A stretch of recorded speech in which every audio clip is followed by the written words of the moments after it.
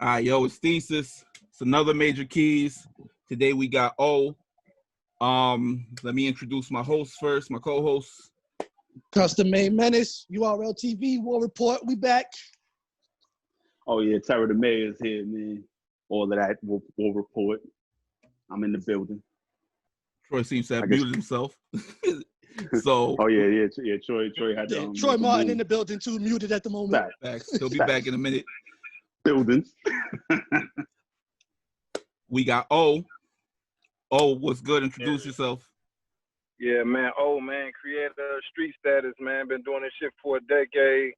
Main reason to keep a lot of my niggas out of that jail cell and doing dumb shit, just trying to bring art to the St. Louis area, my nigga. Real shit. Salute to you, first and foremost. Salute to that.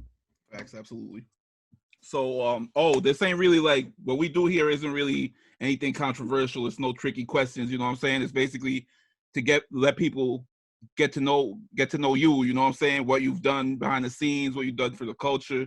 A lot of people don't go into that. You know what I'm saying? They want to know like the controversial shit. You know what I mean? They don't want to. Like our goal is to educate everybody about like the history of battle rap more so on this. So tell us a little bit about how you started, why you started. Oh well, shit. Actually, man, real shit. Like it was this kid named Kenny Knox out here in St. Louis in like 2004, 2005, and he was trying to get a record deal. So this like ass end of the Nelly shit or whatever. So we really just trying to push for him. And I took like 4 trips to New York, which I was already hip to the culture and shit. Cause like I know Trill personally, and that's like really Trill is from Harlem, but he really got Nelly like his deal. He's like Coup de Love guy, so he got Nelly his deal, and like we knew Trill personally, like on all type of street shit. And so in like 2004, I was taking my man Kenny back and forth to New York, and every time I was up there, man, I was really on a DVD culture tough. So I would just grab up all the fucking DVDs, All Access, Sub-Zero, Smack. Well, actually, I was kind of hip to Smack before I even got up there, but I bought his shit while I was out there too. I'm talking about like any DVD, Philly DVDs, any DVD that the nigga had, I would just buy them, and I would bring them back to St. Louis, and I was copying them joints. You hear me? And I was selling. I was turned into a bootlegger. And I was like, you know what? I could do this shit on my own. So I bought me a camera from my dude, Kerm. I still fuck with him to this day. And I had like a GL1, a fucking Canon GL1. That was my first camera. I bought it and I just started going to film all bullshit like dope things, rapping, fights. Any nigga that catching wanted the bum to get fights on and all camera, that. man, I swear to God, any nigga that wanted to get on camera. And my first DVD, I had so much footage. And this nigga, Jim Jones, came to St. Louis. It was like, I'm talking about like when bowling was like at its fucking peak. And this nigga came to St. Louis. And I like snuck in and I filmed the whole concert. And I put that on the end of the DVD. And when I tell you I put this shit together, put a nice cover on that shit. And the nigga Verb was on there. That's how me and him got cool with each other. Verb was on my DVD talking all shit to this dude, this white kid named Spotlight. And this MySpace days, so niggas was going at Verb crazy on MySpace and shit, talking crazy. And I swear to God, the shit just made my DVD boom. Like I had like 1,500 copies in the street, and that was like unheard of, you know, in St. Louis. And from there, man, Bird was like, you know what? We need to start filming these fucking battles or whatever. And man, once I started filming the battles, shit, it was over. It was over by then. We really was moving at that point. So pretty much the same way like how the New York scene started, where it was just like Smack with the camera going around the hood. You pretty much brought the same movement to St. Louis. That's all and that's why I do nothing but pay homage, bro. Like, I ain't never been one of these niggas who be like, oh, I started, dude. No, like, I'm dead ass, just went from DVDs to battles, bro. That's exactly how it happened. No sugarcoating shit. That's exactly how it happened. I mean, that's a dope hustle, though. Like, a lot of people wouldn't have thought to put all of that together. Like, you could have seen somebody filming something and just did one thing, but you brought all of that from, like you said, the bum fights, to crackheads rapping, to concerts, and then doing the battles. So you had so many different things going on that you could attract a bunch of different audiences. Correct. And like man, where I'm from, like I'm not bullshitting, like, and I'm not like, I'm always been like a culture dude. I think way like ahead of, you know, my friends and shit. Like it's still friends who haven't even, they so off in the underworld and shit that they into that they don't even fuck with, you know, shit that I got going on. But I always want to think outside the box, man, and do something different that motherfuckers wasn't doing. So it's easy to have an idea, but to complete that shit is a whole nother ballpark. And that's what I did with that first DVD. When niggas start seeing me with that DVD and they start seeing themselves on the DVD and shit, they was like, nah, this nigga did not put this shit together, but I did, man. And you know what I mean? And from that day on, like nigga, I used to sell a brick of Coke on a t-shirt and like all like bootleg shit, but at this time niggas wasn't really doing nothing different in my hood, man. So I just brought something different. Just trying to show niggas, man, that there's more hustles out here than what, you know, we doing on a day-to-day basis. And man, shit, 15, 20 years later, I'm still doing that same shit. I'm just trying to open up my people's head to, I ain't knocking nobody, man. I don't knock no hustle, but it's plenty more out there. And that's just what I'm on, bro. Now, saying that when you first started doing it, was a lot of other people trying to get on the scene too, or was it just you putting on for the whole state? Man, for the city, man. Man, listen, you know what? It was one person. It was a dude named Block DVD, and he was doing it, but we like doing it at the same time, but he just didn't have as much as insight as I did. You know, he didn't have, like, I knew a lot of these dudes, like Nelly, and you know, the niggas who really doing it in the city. Like, I can get with them at the touch of a, like, it's nothing to get with them. So he didn't really have the insight and the street shit that I had going on. So he couldn't really, his arms were short. You know what I mean? He couldn't really extend it to no one else. But as far as like putting on, like I was the only person that was really doing DVDs, and like all in-house, I was editing. Like I went to YouTube, found out how to edit. Like I didn't know nothing about that shit. I just went and started educating myself on filming and how to edit and shit like that. And went from there, bro. So I really was the only person that was doing it when I first started the DVDs, definitely. So basically, you were intuitive enough back then to do what everybody's doing now. Correct. And then I got I got on the curve, like I've been on YouTube, bro, for like since like 06. You know what I mean? That's the second year YouTube, yeah. So that's early. Yeah. So like I had got on that shit so early that, like, even though the Word War Street Status shit was like it was a collaborative with me and A-Verb, but like all the battles are on my channel. You know what I'm saying? Because people wasn't even wise to, you know, the DVD shit was kind of getting prehistoric. That shit was finna go, you know what I'm saying, onto the internet. You know what I'm saying? I would say that's the most thing that helped me along. You was already thinking ahead. Like you saw the DVDs was about to die down. He was like, oh yeah, because if you say 06, you started doing YouTube. 09 is kind of when like the DVDs died out. That's kind of the end of the DVD era. Sure.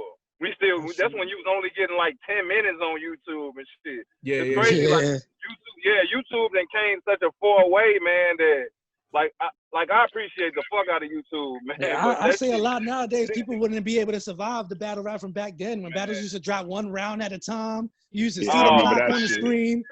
Like people would see the clock going down. The buzzer used to go off, so niggas got cut off. Like it was no. Crazy. Like I was like, all the complaining they be doing now. If y'all really had to deal with battle rap when we was on it, like we used to have to wait days to see the next round. Like y'all be mad, y'all gotta wait days to watch another battle. We used to have to see a round and then wait like a week before round 2 dropped. Like that shit was different. These niggas be complaining about pay-per-view and they can watch the shit the same time as everybody else. Like that shit crazy. Like we ain't have none of that. Like, that's what I'm saying. The game really got spoiled now. Like if you're a battle rap fan now, that's one thing that they never even hear about. Like they don't really know that that's how battle rap was. But they think it was always been battles dropping back to back to back. Like nah. If you really been here from the trenches, it's gonna take all like you said, waiting days. waiting days for a round, nigga. You see one round, you Yeah, hype for round two. You like, still yo, debating the first two? round. Niggas debating the first round for like 3 days, waiting for the next round to drop. It's 1-1 going into the that third. Nigga round one. Round one going into the third. I'll see you next week, bro. Straight up. Or you even go watch some of the old battles and you see how much like views round one got, and then round two got like half of them views because people done forgot about the battle already. Oh shit, round two a week later. Oh, all right, I guess I'll watch it. Like, I ain't even excited no more. A lot of that content was still getting consumed through MySpace. You know what I mean? It's not like definitely.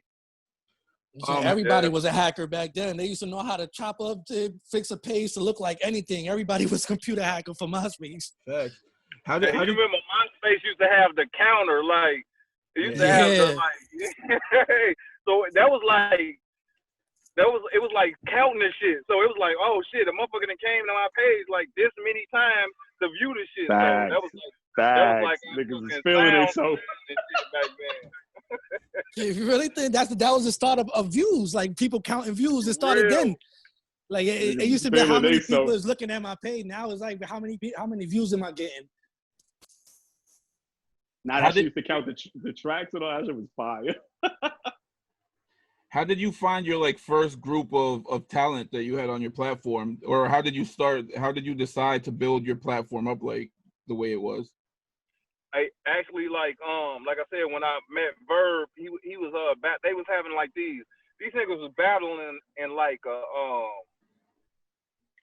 basements and shit. You know, they would battle in like they would all go to somebody's basement and battle. And I don't know if y'all familiar with like G Soldier, but he battled the Rex, right? Yeah. He had like a lot of man, he got a lot of underground footage of like your favorite battle rappers. Are definitely like Hitman, A-Verb, Young Ill. He got some shit when they was like kids and shit. So he really was doing it, you know, from the audio visual part of the game, but he never was like putting this shit out. I don't know, you know, he ain't really have no outlet. I think he was just doing it to be doing it.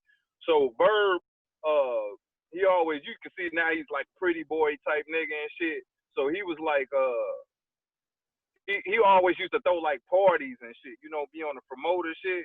Mm-hmm. So it was like, you know what?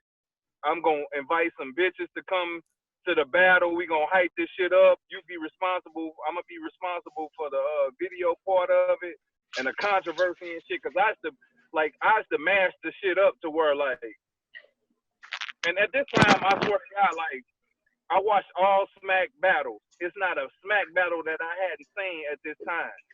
So I just knew controversy sells. So what I would do is film the niggas, and I would have one nigga say something crazy, and then I would cut that shit off, and then I have another nigga say something crazy. So it was like the niggas early days of promo. Yeah, they was battling even before they was even finna get in the ring with each other.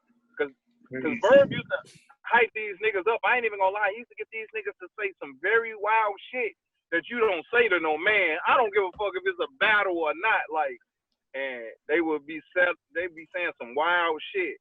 And once we would just chop that shit up, like our first battle, I swear to God, the very first event, I was hired on I was just hired to do the camera. Everything else from that point, I was doing it for myself. I never been hired to shoot shit for anything outside of myself. And the shit was so successful and the shit went so well that nigga Verb was like, bro, I'm not even gonna hire you no more. Just at the end of the night, we gonna split this shit 3 ways. It's gonna be me, you, and this kid named Marcus. You know what I mean? So he was responsible for the venue. Yeah, so like shout out to Verb, because at the end of the day, he's still a slimy nigga, because he was like, no, for real, he a slick nigga. He ain't no dumb nigga.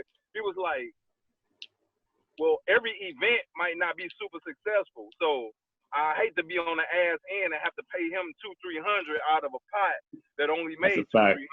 That's a fact. So it made it a smart move. Yeah, so it was a very smart move. But man, since that first fucking event that we had, bro, and it was Young Ill versus G Soldier, and at this time Hitman was off at college, so he didn't know he was playing ball at Mineral area. He was off at college, so he never really got to see how successful the event was. But when we put the shit on YouTube, and you know, this was MySpace when you had to put that shit on everybody's page individually. Individual, like, yeah. Hell yeah, like we had, man, listen, all night long we used to go on like 12-hour binges just putting this shit on anybody's page that we could put it on. And the fucking views start going up and going up. And Smack wasn't even, URL was doing something. It's so funny, man. I remember this shit crazy. I think it was URL had opened up a website. I think they was gonna try to compete with like World Star or some shit at that time. I forgot what the website was called, but they was doing some pay-per-view shit at that time. They was trying to do some pay-per-view shit. They wasn't gonna give their shit away free on YouTube. Yeah, I remember the wasn't when they had like the donation shit where like if you donate a certain amount, then the number would go up, and then they would release the battle after it reached a certain amount of money. Yeah, because they had a couple of websites going on at that time. Cause this shit wasn't even URL yet. It was like Smack. It was some different shit. It wasn't the DVD. It wasn't URL. Yeah, they had like right SmackTV.tv or something. Yeah, I think that's what you're talking about. Yeah. And they was trying to they wasn't giving them battles away on YouTube. Nah, I remember that shit too, because niggas was like you said, niggas was donating. Yeah, you niggas gotta pay for this shit. So we kind of jumped in there with that grind time wave and that fucking and our wave with the Street Status World War. So man, like we were so satisfied. I swear to God, our main reason for doing this shit because like niggas was just making dance songs and shit in St. Louis. I swear to God, like that's all motherfuckers was known for. So, but we know it's all spitters out here. So our main thing was, man, we finna just showcase these niggas who can really rap on this battle shit. Cause a lot of them niggas never even battled before. They just turned into battle rappers. You know what I'm saying? So we want to show the true lyricism that niggas was really known for outside on the underground in St. Louis and shit. That's how we did it. So that's all those new guys, which was like Juzilla, Remy D, Ill, Holla, a kid named Blaze Up. Shit, man, it's so many. It's been so fucking long. I can't even remember these niggas. But like the first wave, it went so crazy in St. Louis that like Loaded Lux had reached out like immediately. Like that's how he got with Verb in them, right? Yeah, I was about to say that's how that all started then. Do that Verb versus SB. For sure. My nigga SB got trashed out there, son. That was a wild fucking night, man. I will never forget. That's like I've been doing this shit for a while, but that night there, man, that's like the most nostalgic shit that I've ever been part of. Like it's like even the night is better than like Verb versus Hitman, like because we was just really making our bones at that time. You know what I mean? Like it was like some kill or be killed type shit at that day right there. Like Loaded Lux, he paid for everybody to come out. I paid for my own flight. But like Ill, Verb, and Remy D, he paid for their flight. He gave us old shitty ass hotel. I can't remember where we was, but I do remember it was a very shitty hotel. And he had his uncle like driving us around and shit.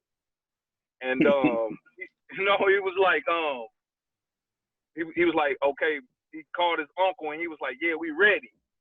So they had like one spot already though, like, and the spot had got shut down because the St. Louis versus, Lions Den was the shit, bro.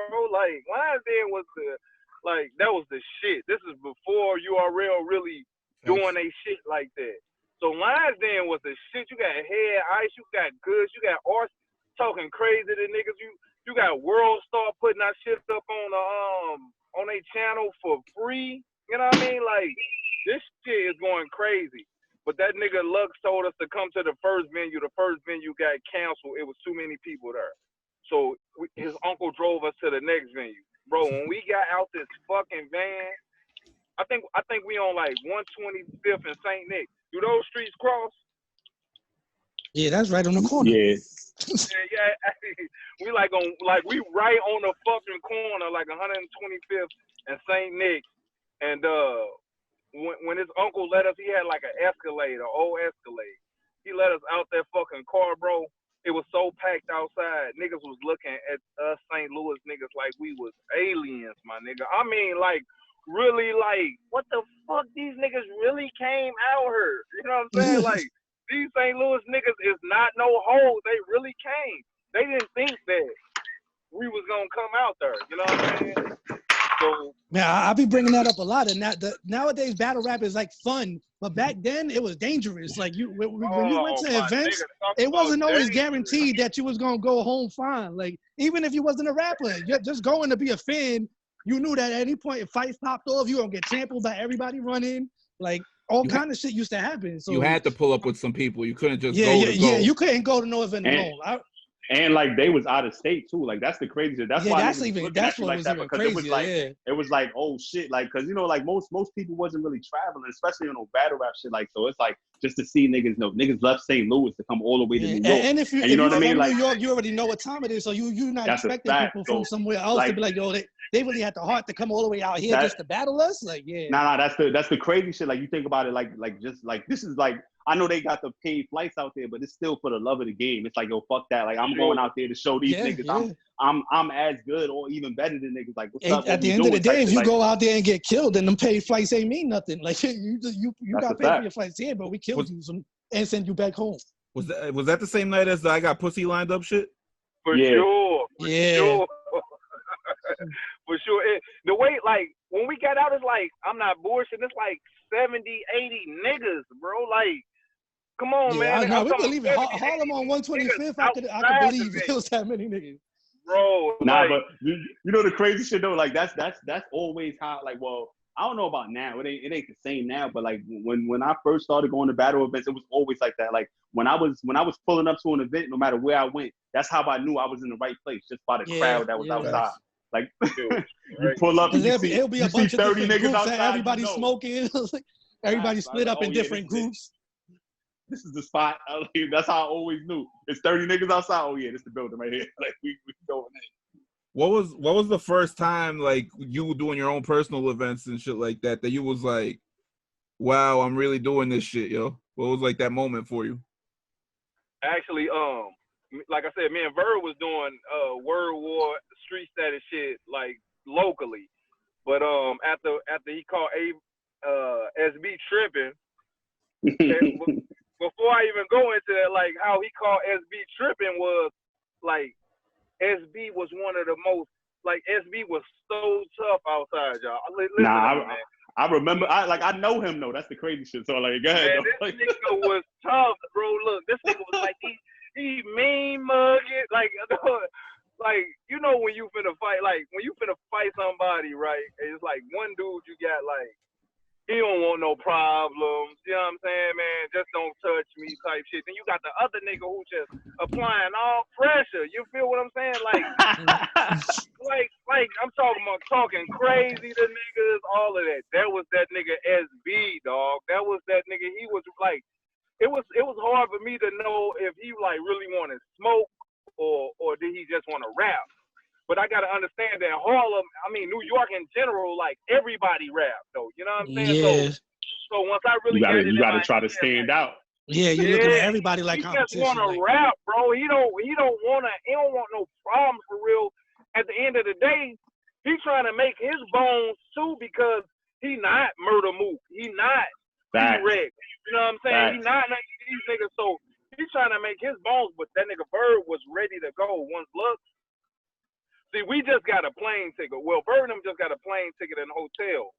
Like, Lux promised us and all the other niggas, like, you know, they got a booking fee. You know what I mean? So that's why the battle didn't go down. Oh, we lost him again? Yeah, he froze. Oh, look like cutoffs. Damn, my bad. I hate when they. Nah, you good. Don't worry about that. That all somebody called him. We probably got a call. Yeah, somebody called me and shit. I hope nigga don't call me back and shit. But like they was getting booking fees, and when them niggas Lux ain't produced the dust, that's when the battles didn't go down. So at that time, once Bird realized that the shit wasn't going, he was like, "Come on, y'all, let's go. It's time to go." I'm like, "All right, shit, let's go." But when we went outside, Murder Mook, T.H.E.S.I, like everybody was like, "Nah, man, we gonna catch some shit on the street." I had my camera with me. Like I wasn't gonna go nowhere without that camera. I was gonna catch some shit. You know what I mean? Document the whole shit. Maybe not the battle itself because I didn't want to get the footage, but I was gonna get all shit outside interviews, whatever. Mm-hmm. And that nigga Bird was ready to fucking go. So if we on 125th and St. Nick, that nigga Bird was walking up the next block, which where Loaded Lux uncle truck was at, ready to go. I swear to living God, I called that nigga Bird back. I said, no, man, come back. And this is where you get the goods. I got pussy lined up and all of that because Murder Mook is telling the niggas like, no, man, just battle on the street. Yeah, so, but Goods and them wasn't going for it. But this nigga SB was on it, man. This nigga was on it. And once Bird was, I tell you, this nigga's a smart nigga, man. I'm not bullshitting. He a smart guy. He was like, this nigga right here tripping. So actually, I put a Band-Aid on the footage. Remy D went first, bro. Remy D like 12 bars in, cause it's like fucking 10 degrees outside. Remy D choked up. And that's when SB applied pressure. And which I ain't even gonna lie, bro. I love all of SB verses. I'm not like people try to shit on him and talk crazy or whatever, but I love all of his verses because the energy and shit when that nigga was rapping that he had behind him were like Mooks and Rex, niggas that I've been watching on DVDs for hella. That energy that he had was crazy. So when he went first, then that's when Verb said, "Oh no, this nigga ain't got nothing for what I got." Damn, man, these people gonna keep calling me and shit. He was like, "Hey, don't even worry about that." He was like, "This nigga lyrically, this nigga can't fuck with me," and that nigga jumped right in the fire. And that's why you see then it became the A-Verb versus SB, and the shit went on World Star. The shit, like, that's the first battle rap viral shit that I ever been a part of. Before I got off the plane. That's that shit you will not see today. Again, that's another one of them battle rap stories that fans would never be able to deal with today. So somebody just start rapping on the corner and they be like, yo, he got some fire, now I want to rap. And then a battle just happens out of that. Not a good battle. It's not a good battle. Undeniable TV was out there and shit. At that time, Dash was doing this shit. Big respect to him. You know what I mean? You had some other cameras and shit out there. I can't even really remember them.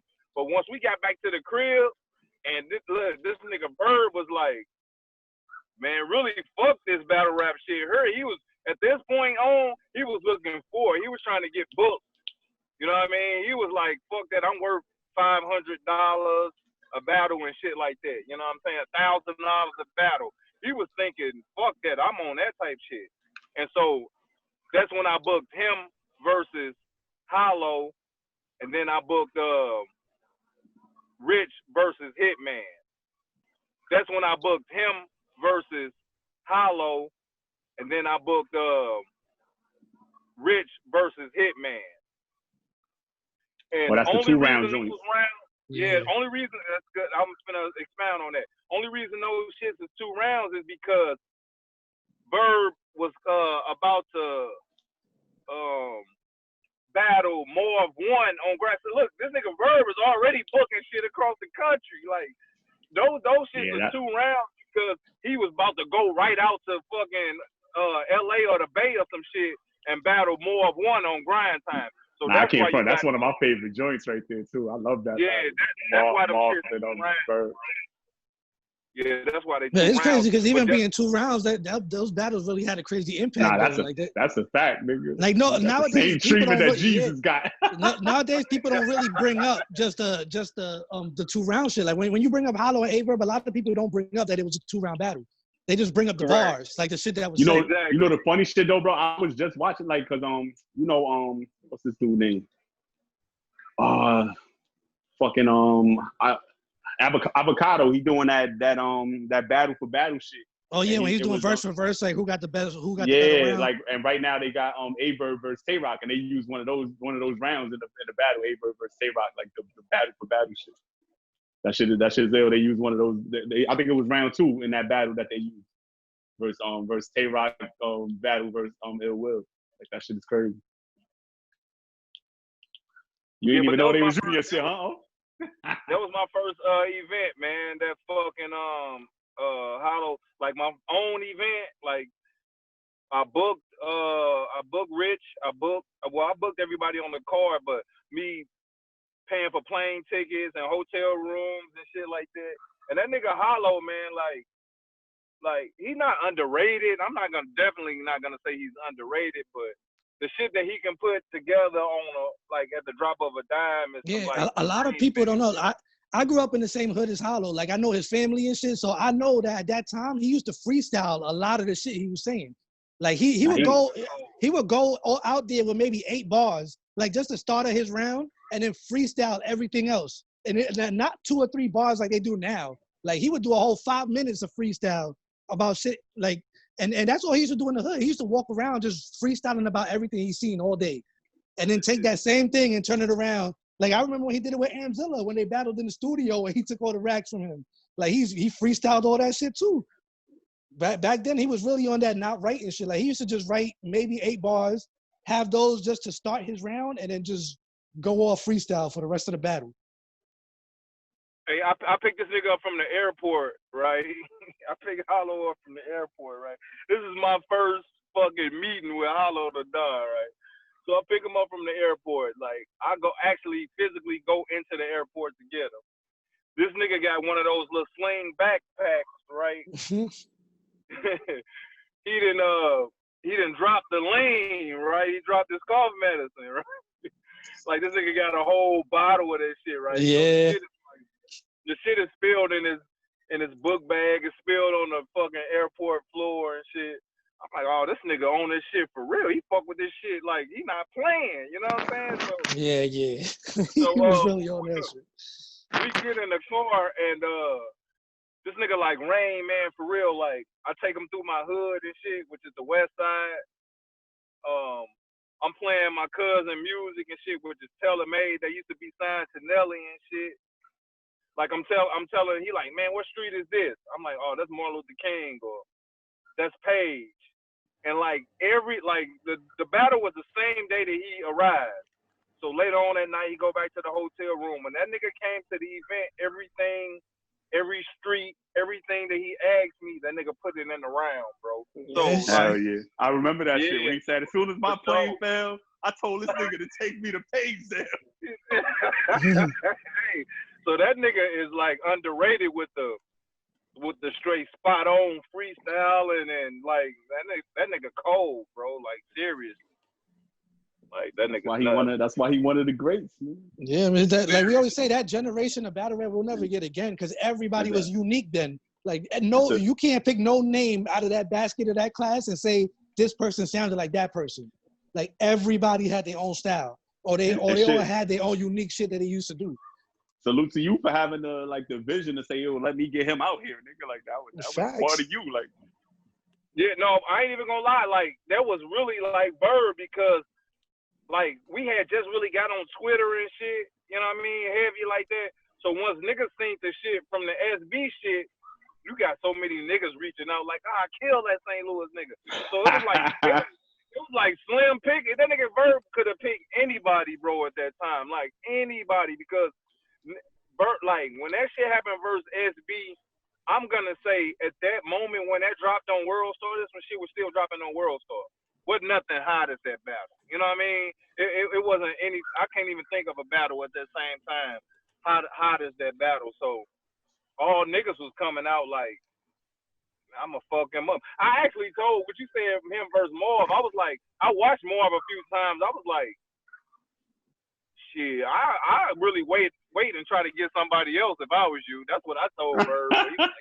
He was like, no, I'm a battle Marv. And to be honest, Marv shocked the fuck out of me because shit, you still can like you can say Marv got that shit for real. Like yo, bro, I still love that battle, even though it's like 1 minute rounds and shit like that. Like that's my shit right there, bro. I vividly remember watching that shit when it first came out because I was a Marv fan already. Like I used to watch all that World Series of battle rap shit. Like I've been fucking with Marv. So when Bird came out there and the battle was fine, I was like, oh shit, because I didn't really know much about him. Like I knew the SB shit, but I was like, he about to battle Marv because niggas ain't know SB. Like I'm from New York, so I knew SB. So I was like, oh, all right, you know, he got crazy with SB, but he gonna battle Marv. Like, to me, Marv was already he was getting busy in battle rap. Like, niggas ain't know who the fuck SB was when Verb cooked that nigga. Like, but Marv was a different animal to me, and he came out there, and that battle was crazy. I was like, oh shit, all right.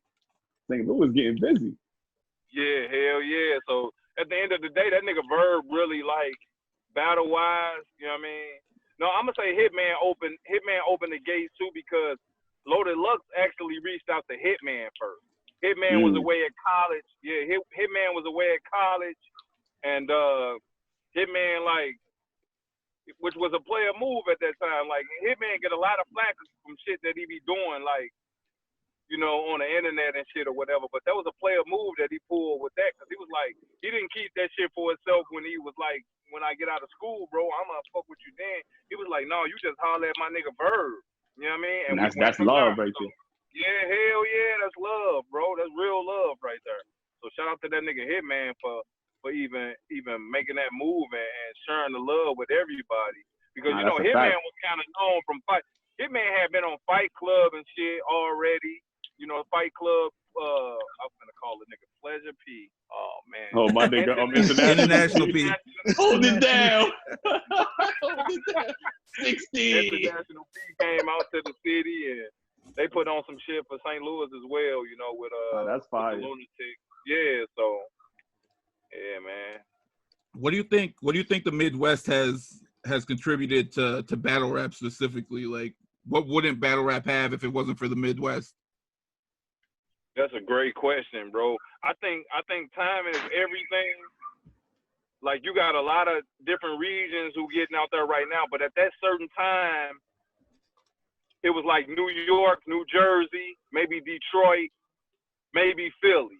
Philly, yeah. But it was like St. Louis was like such a fucking underdog, and New York thought that they was just gonna stomp over these niggas.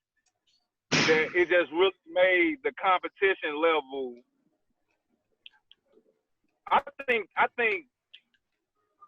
Midwest, St. Louis battle rappers didn't build smack, but they built the URL, man. That's how I feel.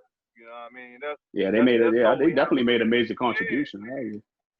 They didn't build smack, but at that time, you know, with the Miles versus, you know, when they came out here for the Midwest Massacre, Miles versus A-Verb, Hitman versus Big T, Cal versus Ill. You know, it really was a Midwest thing, but it was kind of like smack. Let these New York niggas know that, hold up, we can go outside of y'all and find some niggas who gonna spit, niggas who can be just as popular as y'all can. You know what I'm saying? So that's where the whole controversy came at. You know what I mean? Like the Mav versus A-Verb, Ill versus who the fucking Ill battle out there at that time?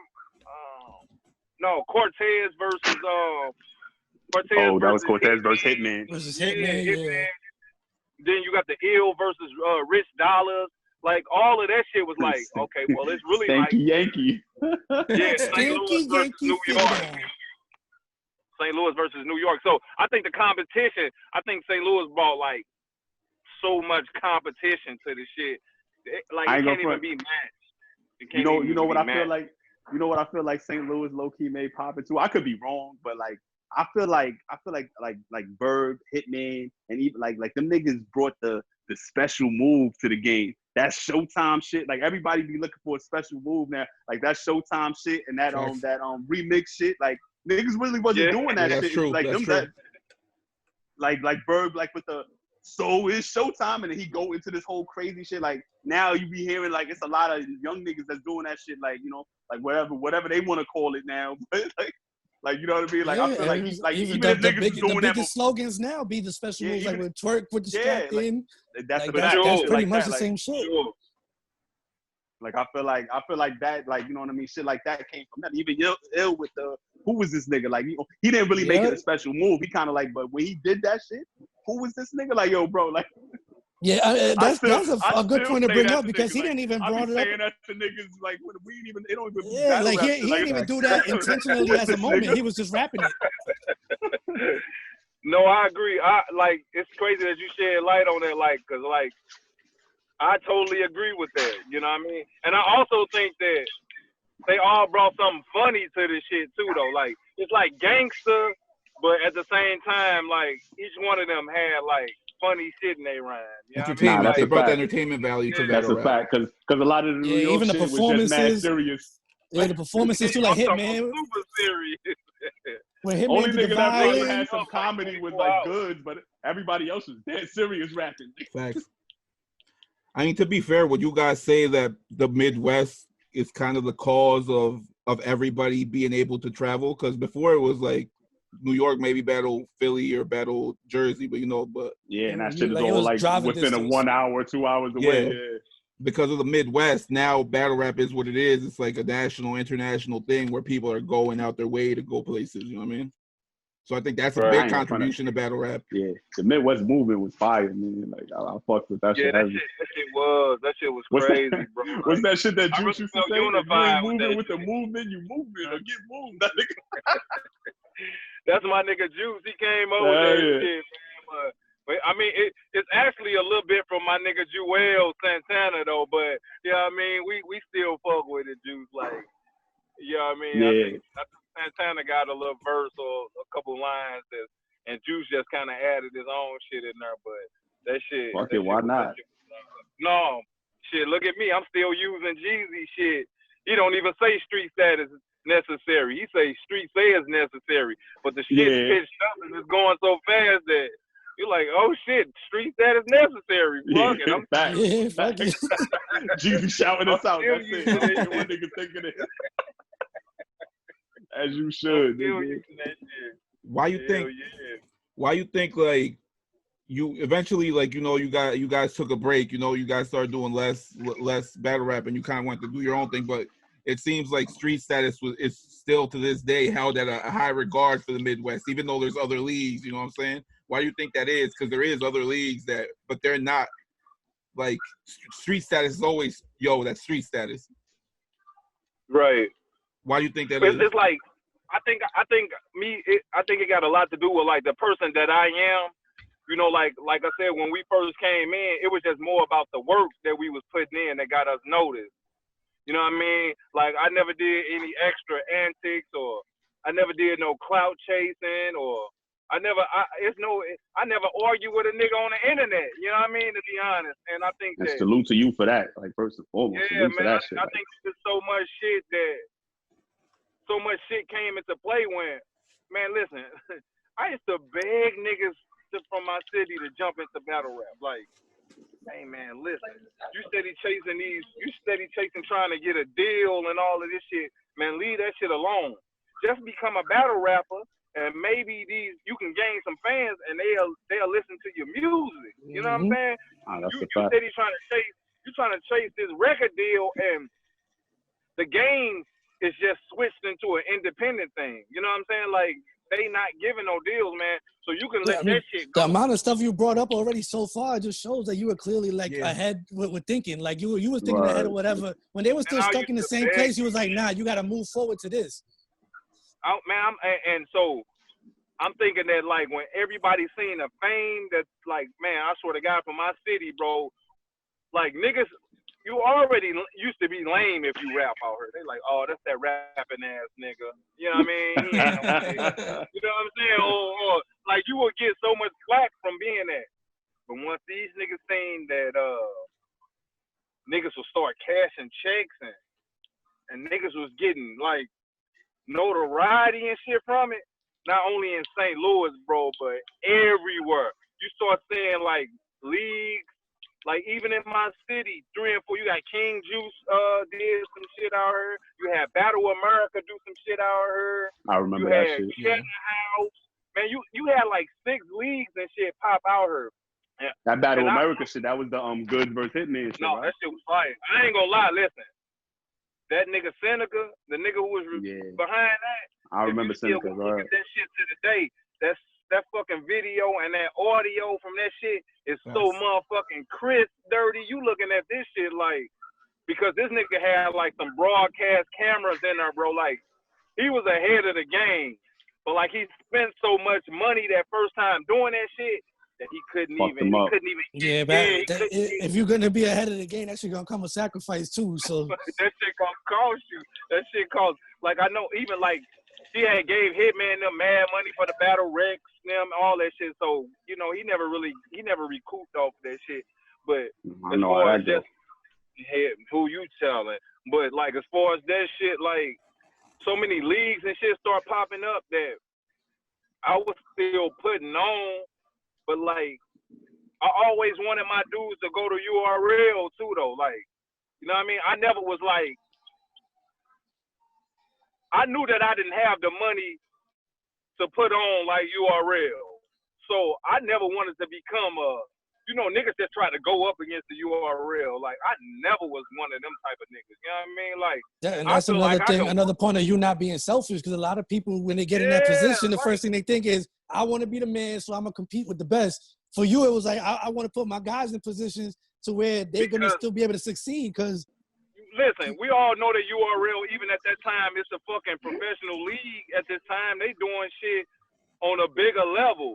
So shit, the only way I can continue to grow is if I put my niggas on the URL and they bring that love back to my channel. Yeah, they representing you while they over there.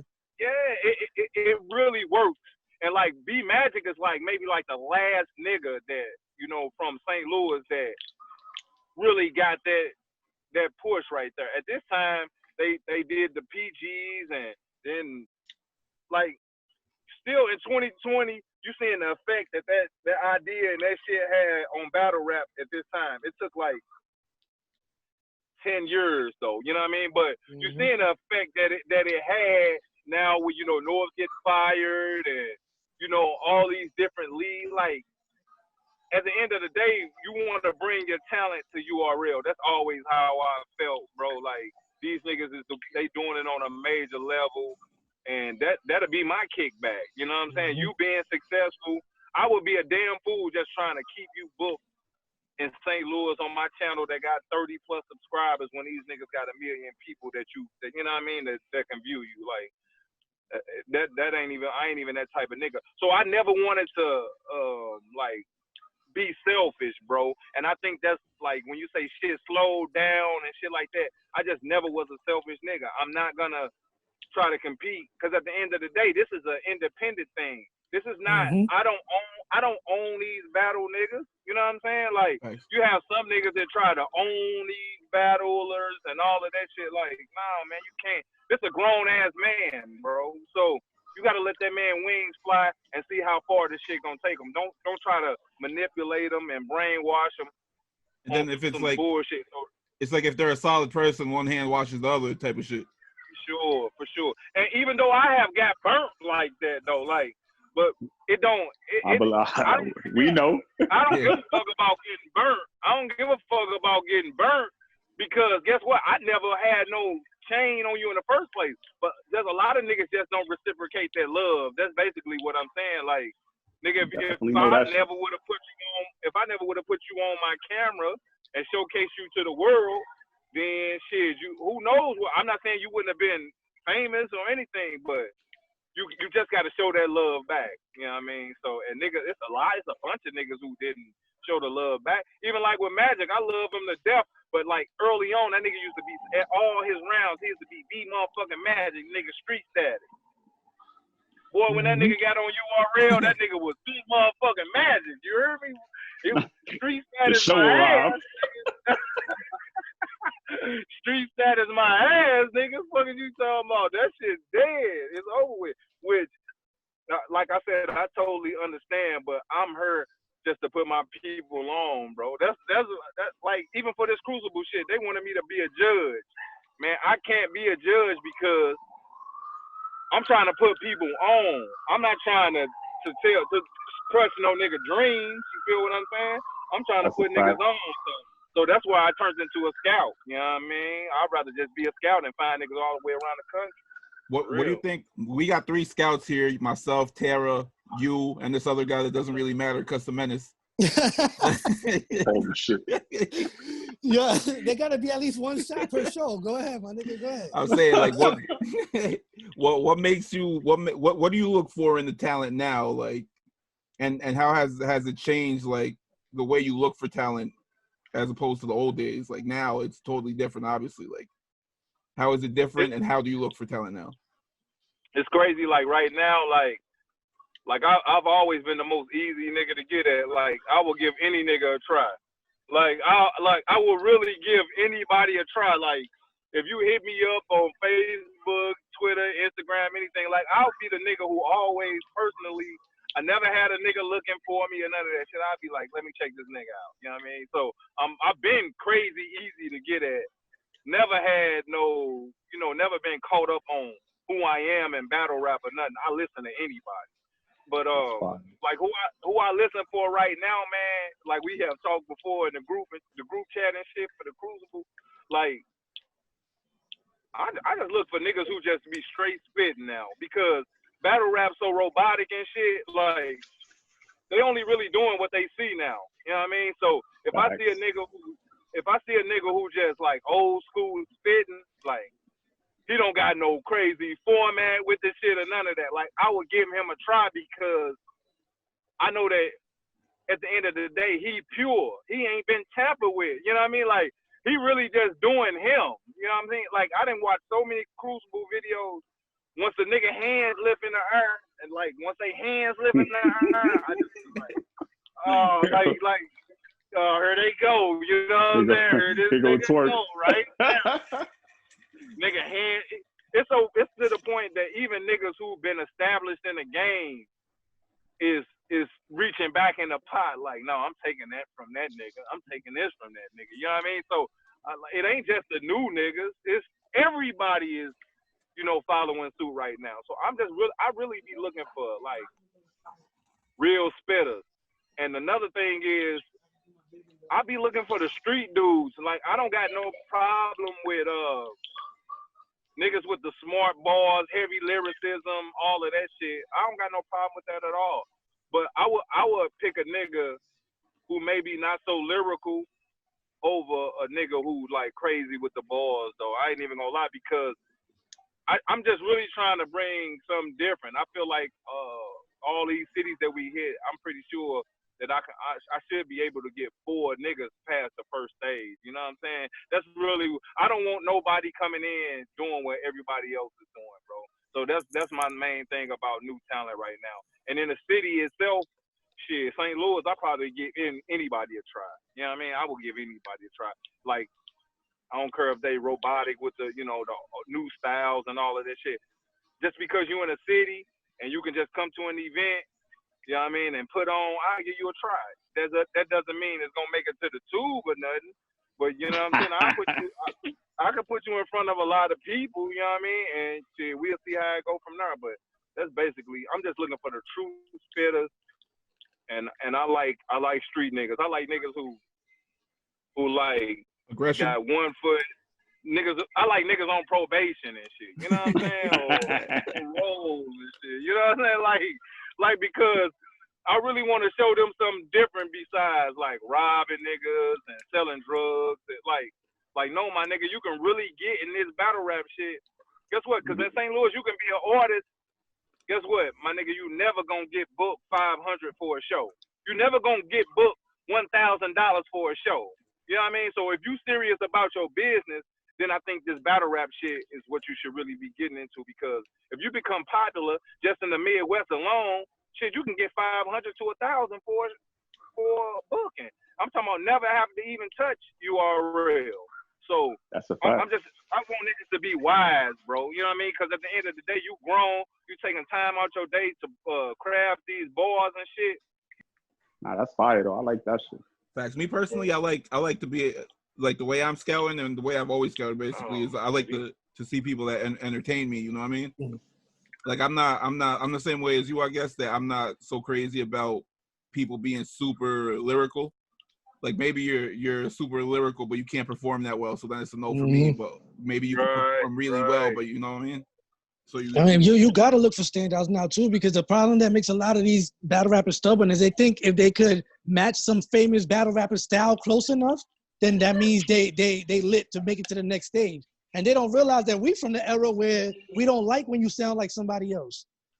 So, because it's like doing a repeat. Like, there's a lot of battle rappers now that's popping that we could compare them to somebody from the generation where we came up.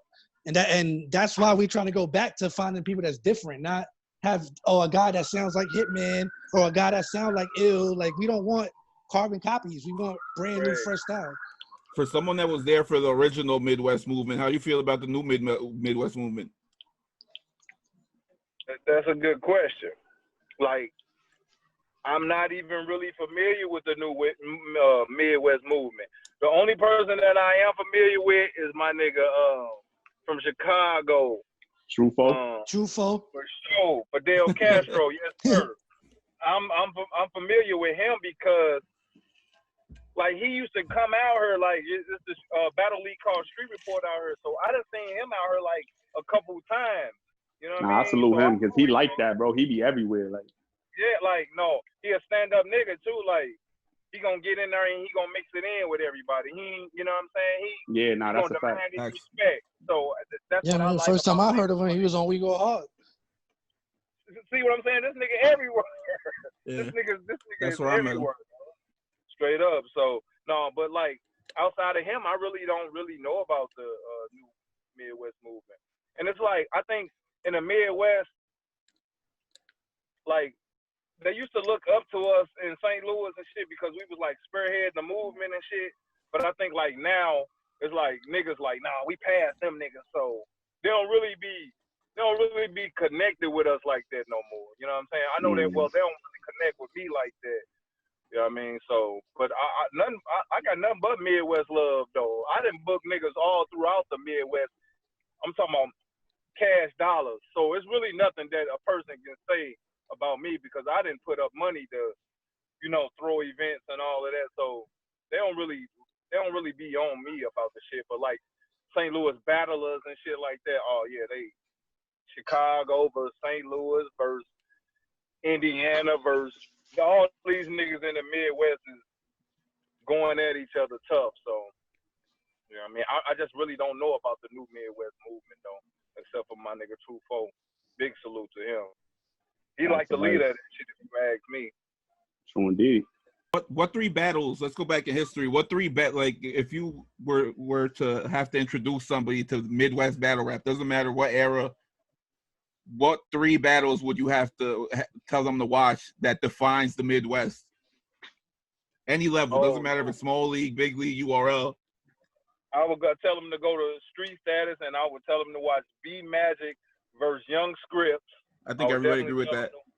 Yeah, I would tell them to watch that battle. That's when I was like, at first before that, I thought B Magic was cool. I'm like, yeah, he's a cool dude or whatever. But like that battle right there really let me know that like, oh yeah, this nigga nice. You know what I mean? He be doing his thing. I would definitely tell them to watch A-Verb versus Hitman on URL for sure. Like, I mean, I would tell them to watch that top 5 battles of all time. So I definitely got to throw that in there. And my third battle, man, shit. My third battle, man, damn, that's a good one. I would say Young Ill versus Hitman. Yep, Young Ill versus Hitman. Yeah, it's just so I would say Young Ill versus Hitman, A-Verb versus Hitman, and B Magic versus Young Script. Go watch those 3 battles, man, and really, because that's gonna really introduce you, shit, to everybody except for A-Verb. Well, A-Verb too, but I mean that was later along down the line. But that's gonna introduce you to like the 4 or 5-headed monster out of St. Louis. So definitely, I would say all of those battles right there. That'll be my top 3 right there to go check out. What would you want to change right now as far as Midwest battle rap? Is there anything you would change, or you think the Midwest is where do you think it's where it should be right now? You know what? I really can't say because I just changed it.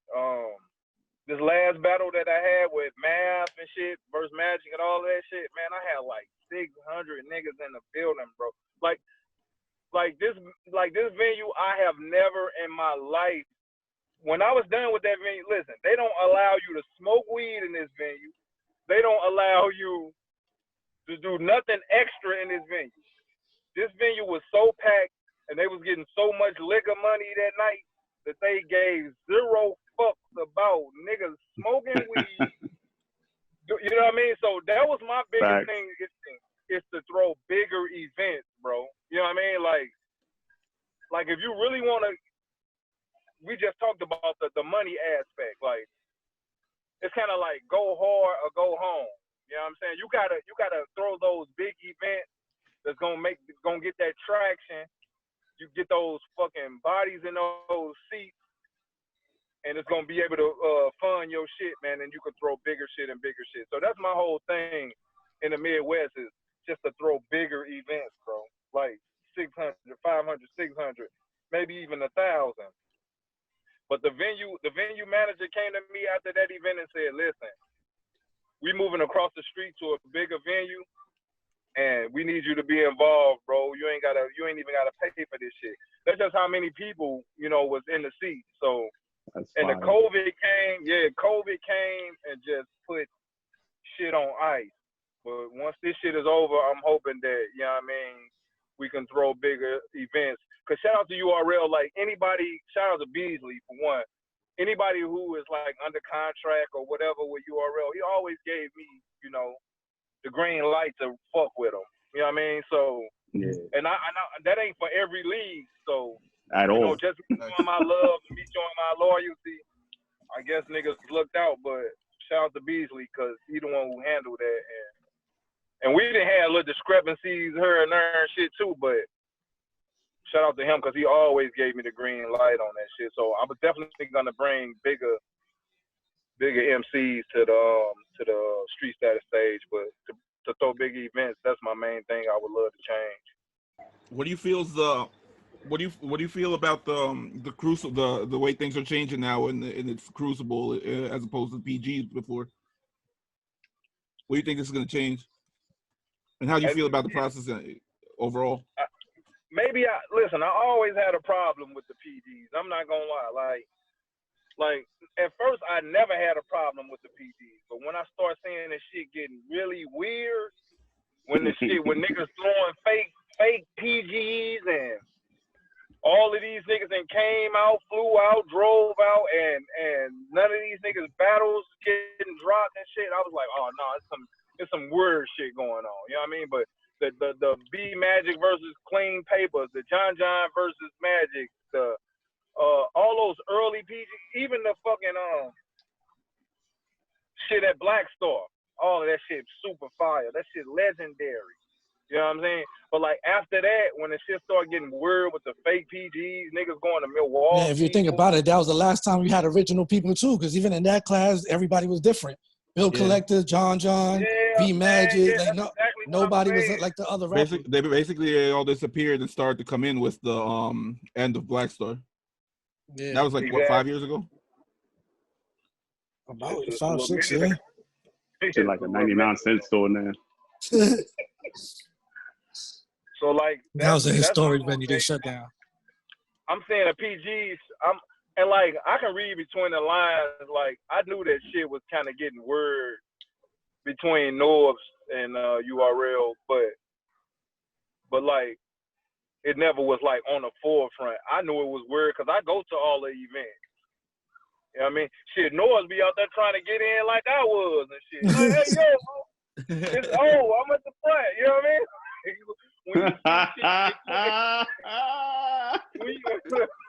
When you see shit like that, and I love Norbs, like I done paid this man to come out to St. Louis early on. You know what I mean? This is before Magic was even on.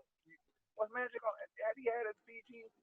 But like this early on, you know what I mean? So, and I love him. I even talked to the nigga on some little Google Hangout shit. I still chat with him, but I just know that the shit was getting way too watered down.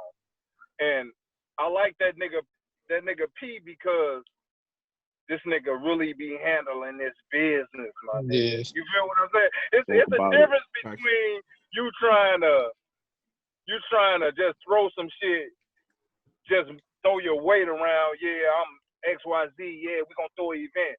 But when niggas is bringing new formats and you know what I'm saying, the shit look A1 and all of that, man. It's not just about the income; it's about the outcome too. Man, there you go, bro. Say that. Like it went from okay, listen, I feel like he building content, which content is the number one thing that you need in this game because guess what? The content lives forever. You feel what I'm saying? The content is gone. That shit is like a publishing check. You feel what I'm saying? Guess what? If I leave this motherfucker right now, my kids can cash in on my little YouTube check or whatever. You feel what I'm saying? So that shit gonna live forever. And I feel like he into getting the content. He into innovative ways to bring fucking viewers into, you know, to fuck with URL. So what I think he was doing with the Crucible, shit, I really didn't know how it was gonna be. But I've been watching Ultimate Madness every fucking Saturday. And if this shit anything like Ultimate Madness, nigga, this was one of the best decisions that I ever made to be a part of this shit. You feel what I'm saying? Because I already know just by me being a scout, I know what type of attention I can garner for myself, you know what I'm saying, and bring back to my brand. You kind of understand what I'm saying? So as good as Ultimate Madness is looking, you know what I mean? Like every weekend, man, I really appreciate how this shit looks.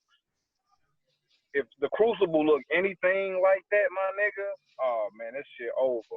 This shit over. Like they gonna get what they looking for with the new talent, man. So I'm in for the ride on this. Like every city, I'm there. You feel what I'm saying? I'm trying to see what the fuck going on out here. I'm trying to, even the niggas who don't get picked for this shit, I'm gonna get their contact information. Just like on Ultimate Madness. Guess what? The nigga who lose, guess what? The nigga still get a battle. You feel what I'm saying? He gets a fucking battle, my nigga. He put on, guess what? Oh, we gonna put this loser, dude who lost from over here versus this dude.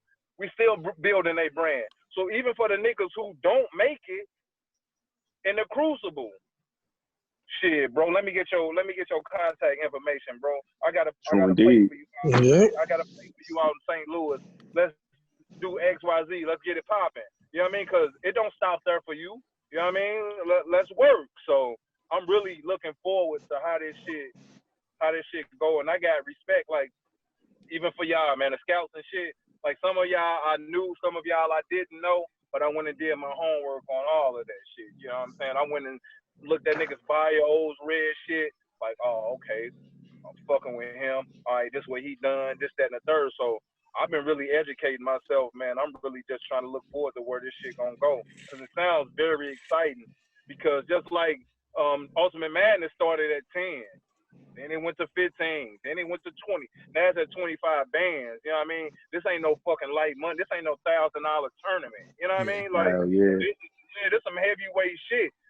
Matter of fact, it's so heavyweight that the niggas who been in the game, they wish they was involved in this shit because that's a fact. You know nigga, 25,000 ain't nothing. Hell yeah, niggas can do a lot with that. Like 25K, bro. Like at one time, nigga, 25,000. A lot of niggas ain't seen 25,000 at one time, nigga.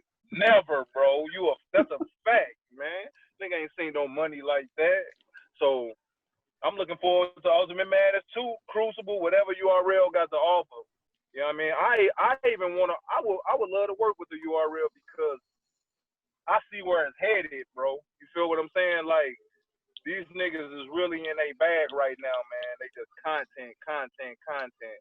So just to answer your question, like, I'm really fucking with the Crucible. I see where it's going, and I'm glad I'm a scout in this shit, real talk.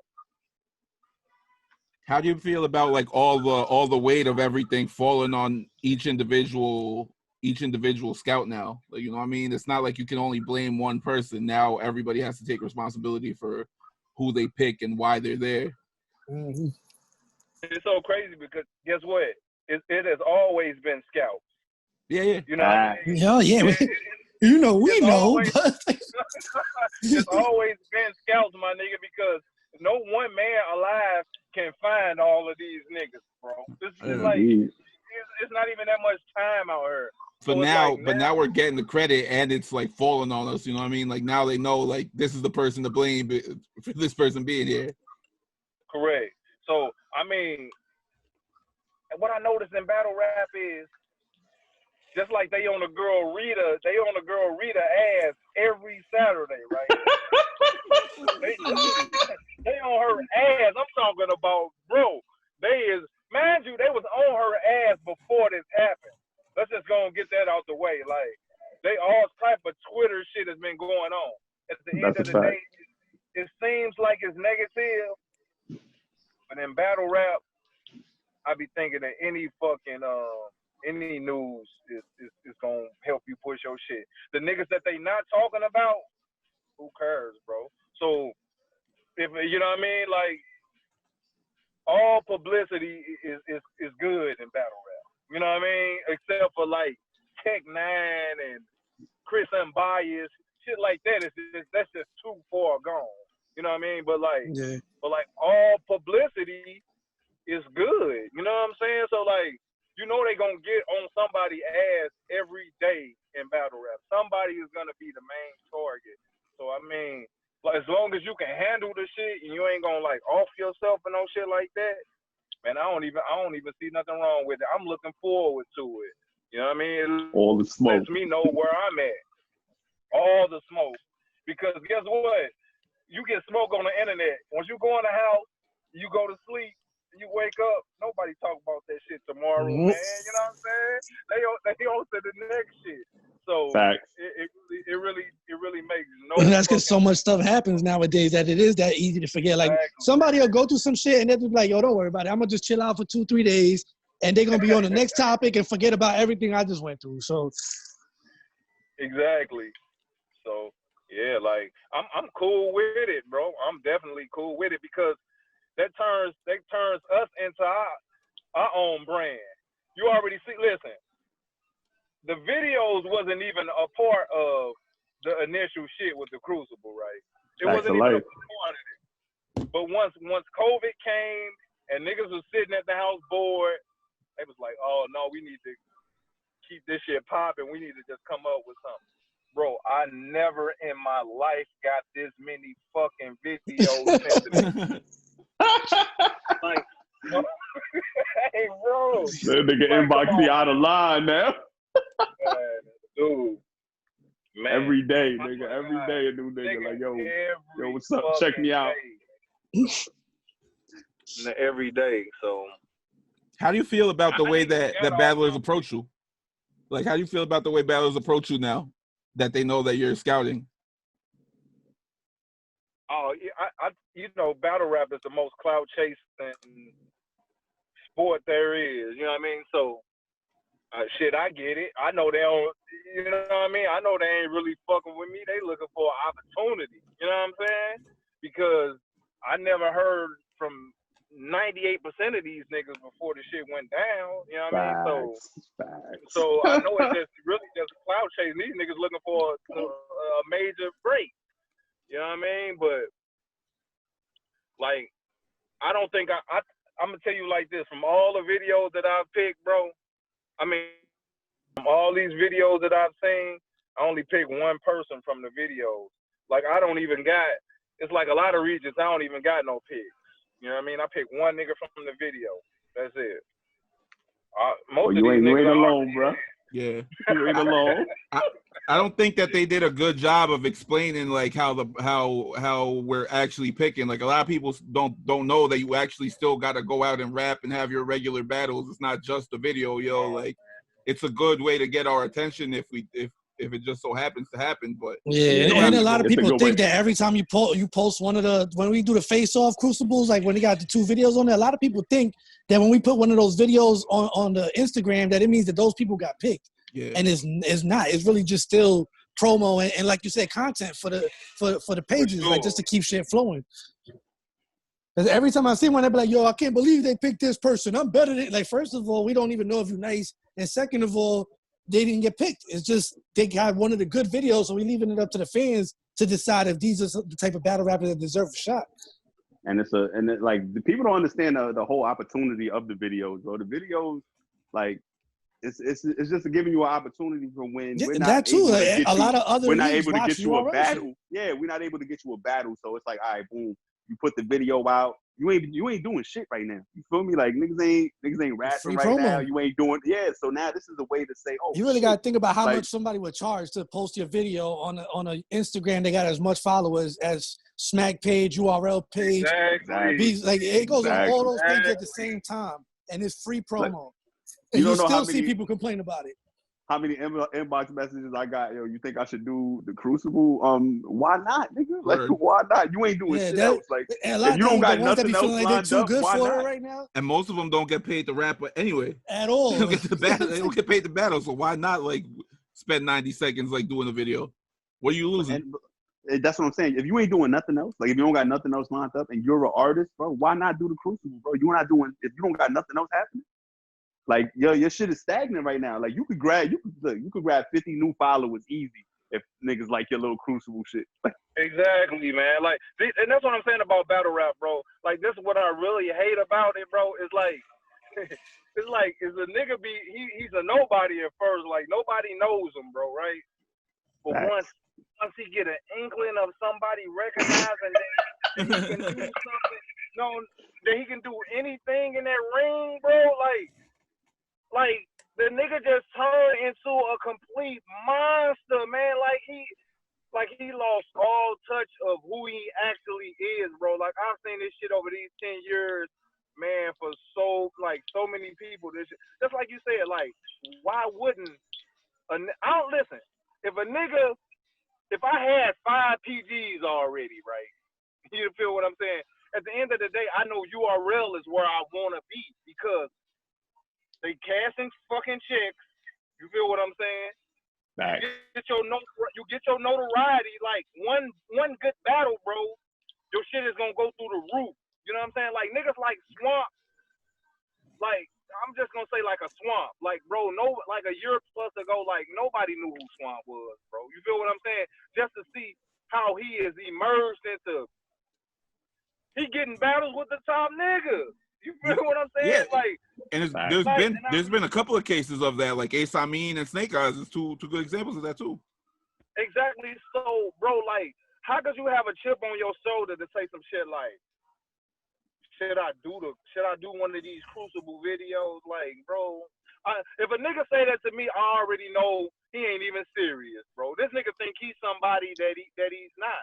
You know what I'm saying? Dog, so you're not gonna do a video that can probably turn into you get motherfucking $2,000, $3,000, $4,000 a booking for a battle, man. You niggas are talking crazy, man. They're gonna run into that rude awakening because a lot of these dudes like they already feel they're the man. That's the funny shit though. Like even if you pass the PG stage, right? And why like you could do the Crucible shit for fun. Like fuck it, they ain't gonna pick me, but why not? Like look at this nigga Bricks. Bricks did the fucking Crucible shit. Like I just seen Spanish Harlem drop one, and Spanish Harlem already been on URL. Like correct. Like why not? Like just even if it's just for the sport to say I'm better than niggas. I'm gonna put out this 90 seconds because I'm better than niggas. Like like that's what battle rap's supposed to be. I'm better than niggas. Like why the fuck wouldn't you put out one for the fuck of it? Especially if you ain't doing shit. Because most of you niggas ain't getting booked. I ain't doing none of this none of these what are they calling them? The online like the online only quarantine battles, shits. like the quarantine battles. You ain't doing none of that shit for URL or RB or any of these other leagues that's doing their special shit. Like so, you doing nothing. Nigga, get in there and do your 90 seconds, man. Have a good time with this shit. You sit in your fucking house anyway. Yeah, and a lot of them they stuck in the battle rap bubble too. Like they really got to remember that outside of the people that might know you in battle rap, outside of it don't mean nothing. So it's like for people that really want to expand their brand and do something else, like maybe do music, and like you said, a person could do a battle and then use that to gain fans to put for their music. But if you already think you too good to just do a Crucible video, you just skipped out on a chance to be promoted and be able to move on and do other things. Like even if it's not for the Crucible, you could have used that video, and now 5 other leagues that just ended up checking URL's Instagram. All 5 of them want to book you now, and you sitting back like, damn, I would have not got these shots if I didn't just put out a Crucible. It's always gonna do something. Like there's no chance that the Crucible video getting put out is gonna do 0. you're gonna get something out of it, even if it's not a URL chase. Like You're talking right now. what is it? What is it for you? Like, are you more excited to see your battlers go at it with the other battlers, or are you more excited about like if your guy goes against TERRA's guy that you beat TERRA? And you know what? Hey, because I came in a group, right? I was seeing it was a lot of daps and hugs and everything in our little group message. You feel what I'm saying? Which we all got respect for each other. But at the end of the day, it's supposed to be money involved in this for us too. I think they told me that, hey, if you become one of the, like if your dude win it all, like you get kickback from that, bro. So with that being said, Definitely gotta add the incentives. like I'm here to beat everybody. I'm really here to get my 4 niggas across for sure. But I'm really here just to see if my dude can win it all, bro. Somebody that I pick, man, that'll be such an accomplishment, bro. Like that'll be like, damn, this nigga really know what you know what I'm saying? He know how to scout for talent, bro. He know what he's looking for out here. He has run the next best battle MC to the URL stage. Like you can never like that's like a super accomplishment. Even for yourself, yeah. Like you to feel like you did that. That's a big accomplishment. Like y'all really came through, brought 4 fresh faces, got them all to the end, and one of them wins. Like it really talks to you looking out for what was different. I'm actually surprised because you've already done that. You know what I mean?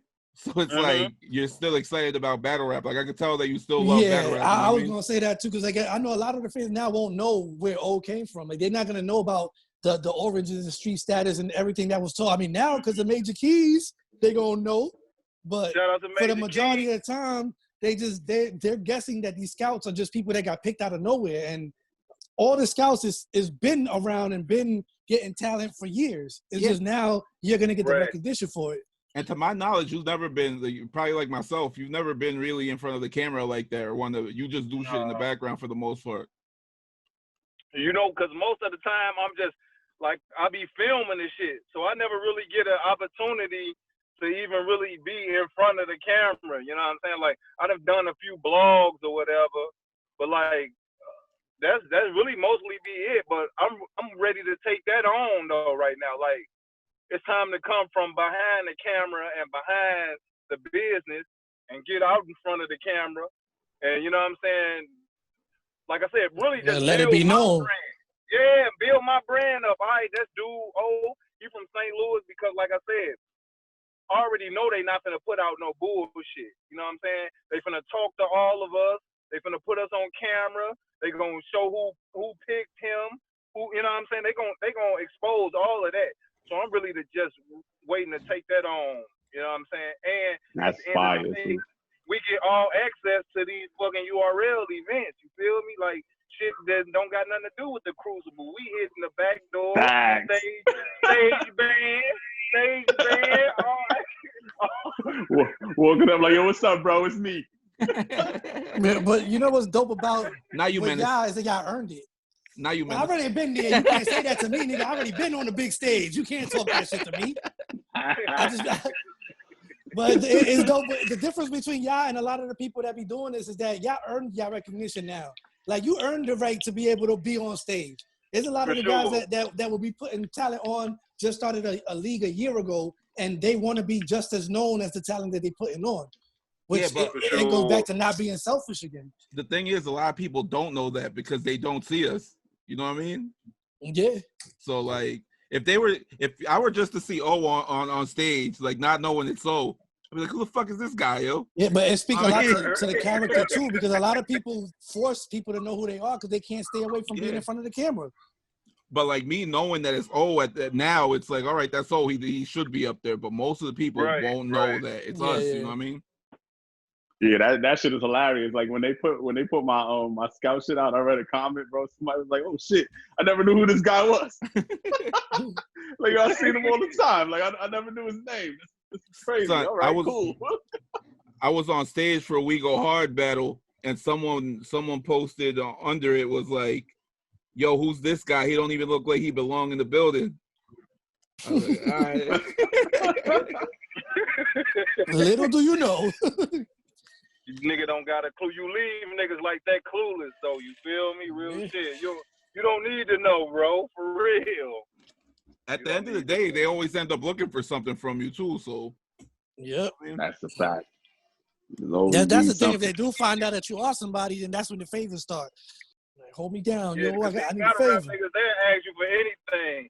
These niggas, will ask you for anything. These niggas will be like, "Yo, son, I don't even got an outfit to wear, man, to the event, son. You think you can?" You know what I mean? Like, damn, like we all grown men. Like we grown men, bro. You know what I'm saying? Like you're throwing her outfit feet. This shit together for real. Bro, I heard it all before, man. Like, yo, I don't got a credit card to so I can't leave a deposit for my room. Yeah, you know, when you book a hotel room, when it's time to stay in the room, you gotta be able to put that deposit down and shit. I don't got no credit card. Like, I can't get a room. Like, oh shit. Saving niggas. What's 2 or 3 things that you think battlers should stop doing? Like, what bothers you that battle rappers do? Win a battle, outside of battle rap, doesn't matter. Like, I know you mentioned the hand raising thing before, like something like that. Man, listen, the gestures are all the same right now, though, dog. Like, and this is in the battle, like the gestures just killing me, man. It's like everybody. It's like when niggas was doing this at first. You feel me? Like grabbing the nose niggas, and shit. Yeah, when niggas put like that was like the main thing to do and say easy, not like at the end of the shit, like. I think Lux made the the nuts definitely did. Yeah, and Mook did the easy. Mook got the easy popping. Now niggas waving their hands, man. These niggas got all gun hands, man. You know what I mean? So that really gets on my all nerves. Gun like hands. in the battle, that gets on my nerves. Like I mean, really, dog. Nobody really ever say shit cold when they waving that gun hand to me. Like I never. Maybe I can be blinded by it. Like, oh, this nigga waving his gun, but nigga don't say nothing cold to me. Like. The coldest shit I heard is without niggas waving their gun hands or whatever. So I hate when niggas be doing the movements and shit with the hands. So I ain't even gonna lie. But like outside of battle rap, like niggas don't be really accountable for nothing. You know what I'm saying? Like I feel like these battle rap niggas will turn on anybody to save face on the internet. Nobody never really just take this shit on the chin like a man. And I mean from the top battle MCs. And these niggas on the lower level, the entry level on up, they looking up to the top. You feel what I'm saying? So the shit that these niggas at the top is getting away with, they feel like I can get away with it too. You know what I mean? Like they never take accountability for anything. Niggas always got, just like if a nigga no show, right? If a nigga was like, you didn't book TERRA, you booked the whole event, right? The event cost you $5,000. You got your main event nigga going on. You done gave him majority of the bread. This nigga called you 2-3 days before the event and said that he had some type of discrepancy. You feel what I'm saying? He's not gonna be able to make the event. You being a stand-up nigga, you gonna listen to whatever excuse the nigga got for you. You gonna take it on the chin. Now it's up for you to come up in 2-3 days. It's up for you to come up with something to, you know, suffice for what's going on at your event. So you gotta have, cause the show must go on, put it like that. But you're missing one of these niggas. The nigga will get on the internet and totally like try to save face for when niggas like, why you ain't come to the event? Why you like, he's never gonna take accountability like, dog, I fucked up. I fucked the event up, bro. I'm wrong, this, that, and the other. A nigga just don't want to look bad in the fans, in the face of his fans. You feel what I'm saying? So it's like, I never really get that part. Battle rap is like 25 and up. So that means everybody is like grown men. And it's just really time for these niggas to start taking accountability, bro, for whatever they doing out here. Don't think that a few tweets, a few fucking Facebook comments, Instagram comments is gonna end your world, bro. Just take that shit on the chin like a man. That really gets on my nerves when niggas be acting like hoes like that. I'm not. That's probably like my number one thing. You know what I'm saying? They think that it's the end of the world. They can't be their regular self. They just gotta be. They gotta be whoever they is. You feel what I'm saying? I'm not Alexander Hamilton. You feel what I'm saying? I'm my battle rap name. So I can't. No, man, take that shit on the chin as a man, bro. That really boils my blood, bro. That in the hand movements, like I said before. And he said 3. One more thing on 3. Oh, these niggas gotta stop running off with them deposits, bro. Cause in the streets, bro, niggas can't take nothing from like. You think you gonna take like one day a nigga gonna catch up with you, dog? You know what I'm saying? Stop taking them fucking deposits. You don't play with nobody hard-earned money like that. You know what I'm saying? You got people. Listen, the battlers get paid 5 times more than what the league owner gets paid under URL. You know what I'm saying? I know even ARP taking massive losses. I don't care. He booking too many huge cards, and his crowd's not that big, so he's not really getting that money in there. I don't really know how his pay-per-view numbers look, but I know that I can tell that he has took some L's. He don't make as much as the top nigga that he booking on the battle. You know what I'm saying? So whatever he gave Mook, he didn't make that. You kind of understand what I'm saying? Back. Yeah, no fucking way that he made. If Mook charged him 20, guess what Mook did? Mook profited 20 grand. You feel what I'm saying? Even if ARP recouped, he didn't profit 20 grand. You kind of understand what I'm saying? So battle rappers get paid like 5 times more than the league owners get paid. So stop fucking running off with them deposits, bro. Yeah, I've said that before. Like, really think about how many businesses you know that's like that, where the employees is making more than the boss. None. And that's always been like that. Really started getting to me when people started counting Smack's pockets. Like when the whole strike 2.5 shit happened and all of that. Everybody, I heard that Smack made $2 million. Like, so y'all ain't been worried about all the times that Smack had to come out of his pocket and leave with less money than every rapper that was on the card. But now, because he's finally got to a point where he built the business to where everybody can eat, y'all worried about how much he's making. If anything, he's just recouping the past decade. Correct. Right. Especially doing most of that shit in New York, bro. Them New York you don't see that nowhere, bro. People taking shorts and making little to no money just to make sure that the talent eats for years.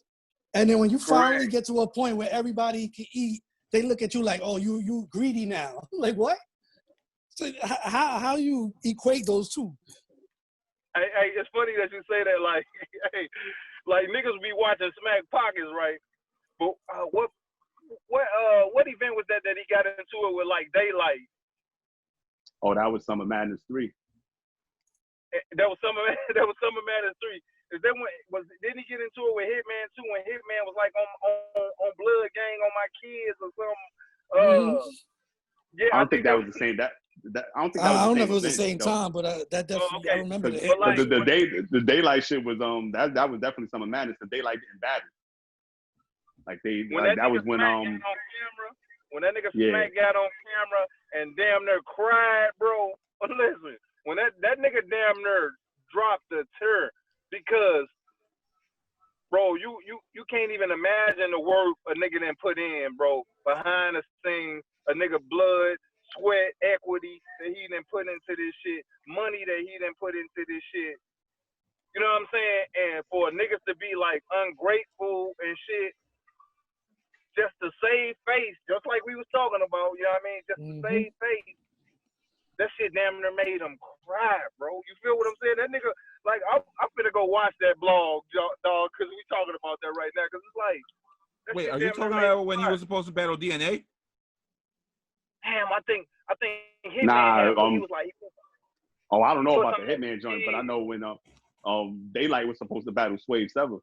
Yeah, he was supposed to battle Sway 7. Daylight was. I was like, Summer Madness 3. Yeah, that was the event that got shut down because of Sirius and Yeah, Math. Sirius and Math. I was there. Yeah. I remember that shit. Man, that nigga damn near cried, bro. Like, because a nigga gonna be so in his feelings about that. Like, nigga, I'm not. You really, all business, bro. You ain't making no money till like you in the game for like 4 or 5 years anyway. You can look at any business.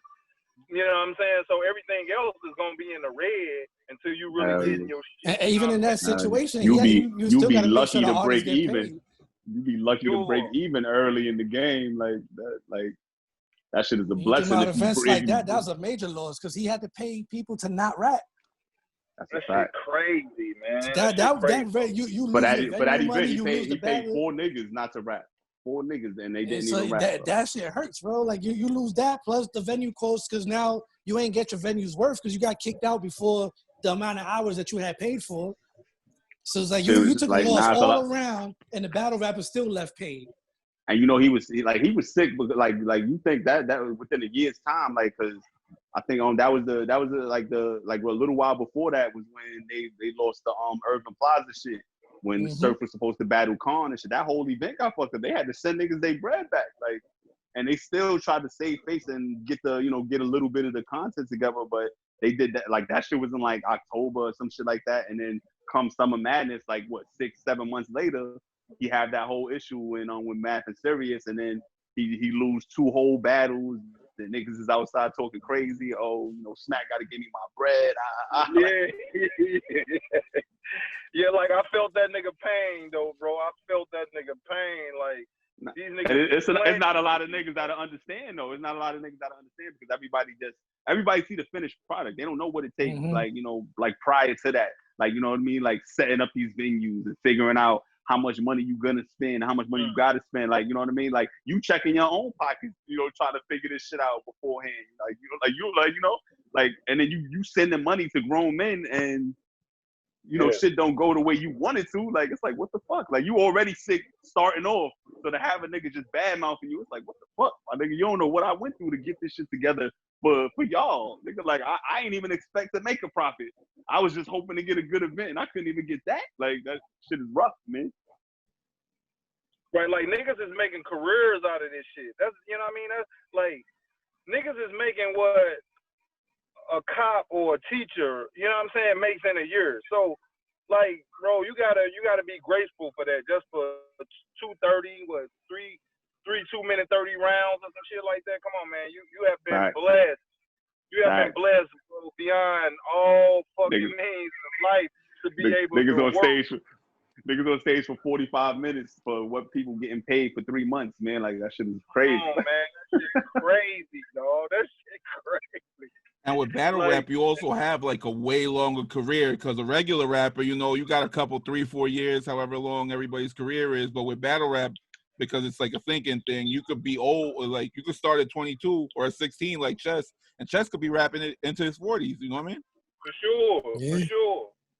sure. What are you most proud of? Like everything that you've done for like battle rap. What are you most proud of, and who are you most proud of? You know what? I'm gonna say I'm most proud of me, bro, because talk that shit. Where I come from, bro. Like, cause I'm 42, man. I'll be 43 this year. You feel what I'm saying? Like, man, I come from like the slums, bro. So just to even the only reason that I even know anything and shit about computers and shit is because I was bussed out to them white folks school. You feel what I'm saying? So I was able to get a little grasp of, how they live and, different type of ideas, and not really just to be looking at it from like a ghetto point of view. You feel what I'm saying? So that's the only, like, I know about computers and shit from day one, like when Windows and shit first came out.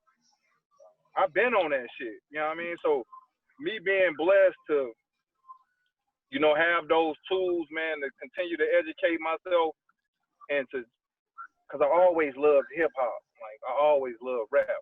So just to be involved in some shit to where I got, man, my kids, I'm in that fucking conceited meme, right? with the I'm in that meme. You know they did wild shit. I know exactly what you're talking about. So like my daughter is like 10, bro. She don't know shit about no battle rap. When she run in the room and she like, man, what are you doing in this? What are you doing in this meme? This video right here. And I'm like, you know, like that shit happened in like 09 or something.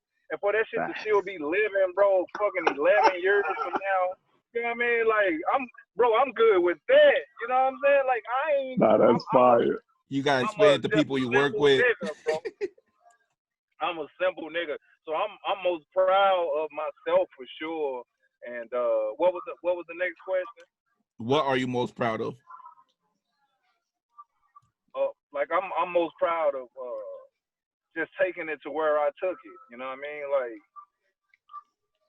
I'm proud of even being in the battle rap culture. You know what I'm saying? Like 10 years later, I'm just a nigga who picked up a camera and showcased some people and look at me. I'm on a show talking to you niggas. You know what I mean? 10 years later, so just even being in the battle rap culture, I'm so proud of the battle rap culture because guess what this culture did, bro? This culture really made nothing and turned it into something, bro. Niggas went from the street corner, bro. I'm talking about outside niggas about getting shot, stabbed, all type of fights. And niggas took this shit to the biggest motherfucking venues in the country, bro. Having 1,000, 2,000, 3,000 people, Puff Daddy, all the battle rappers, Jay-Z tweeting about it.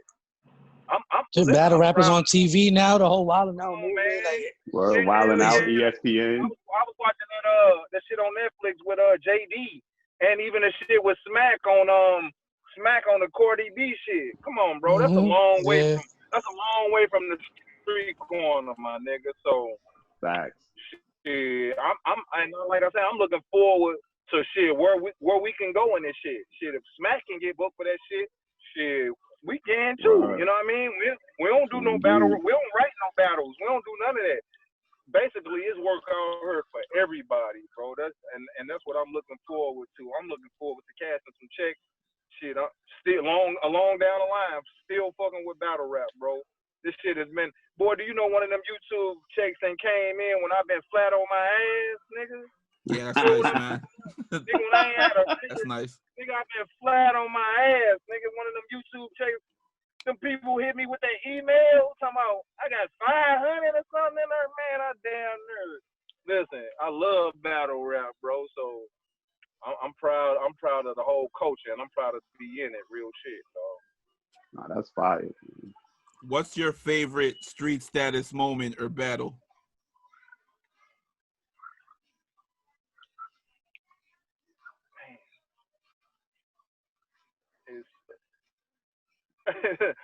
One of my funniest moments though in battle rap, man, like one of my funniest moments is YK came down to St. Louis and he battled. Man, shout out to Young Cannon. For some odd reason, he just can't get the love that he's supposed to get, man. I don't know, like I don't know what to even say to him. You feel what I'm saying? This nigga always put on. His shit been fire from day one. He beat B Magic in Detroit in one of the most rowdiest crowds I ever seen in my life. You feel what I'm saying? Like, he came down to St. Louis and he battled SK. And SK fucked up. He choked good. And I put a Band-Aid on the footage, right? To where I made it look like SK didn't choke. And YK went on a fucking campaign to make sure everybody knew that I put a Band-Aid on the footage. And the flack that the culture gave me for doing that shit, man, was like one of the funniest fucking, like, I wasn't mad at all, but like how niggas was coming at me and shit, saying that I don't need to be doing shit like that. I learned a valuable lesson, bro. I don't fuck with that footage. You hear me? I don't touch it. It's gonna be how it's gonna be because I owe that to the culture. You feel what I'm saying? I don't owe either one of them niggas nothing. I was trying to save face for SK, you know what I mean? and I put a Band-Aid on the footage, and that just taught me a valuable lesson. Like, I'm never gonna do no shit like that again. So that's one of my most memorable street status moments. And one of my most battle rap, the biggest battle rap moments was actually when I told you about when we went out to New York, and them niggas was looking at us like, and these niggas really came out here. You know what I mean? And just to catch that SB battle with my camera and edit it and put it on my channel, and it's still getting views to this day. That's like my biggest accomplishment, because it really put me in a game. You know what I'm saying? Like the SB battle, SB versus Verb. And the most memorable shit though is when I seen Verb versus Hitman going against each other, which I never wanted them to go against each other. I was like, y'all letting these New York niggas put the city against each other. You know what I'm saying? And when that nigga Verb did that motherfucking Hey Big Gerald, I don't think I ever felt like that in battle rap ever. That nigga shook the whole fucking the ambassador. That's the event space it was in. It ain't never had nothing that legendary. And a nigga wouldn't even know that though. You know what I'm saying? Like it's usually for like concerts and shit like that. Yeah. But it's never been nothing that legendary in that place before.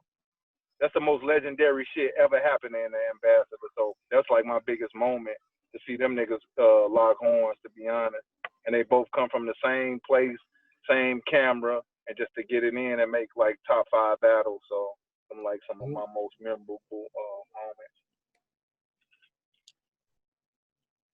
Is there anything you will change, like, from your history in battle rap? Would you do anything differently?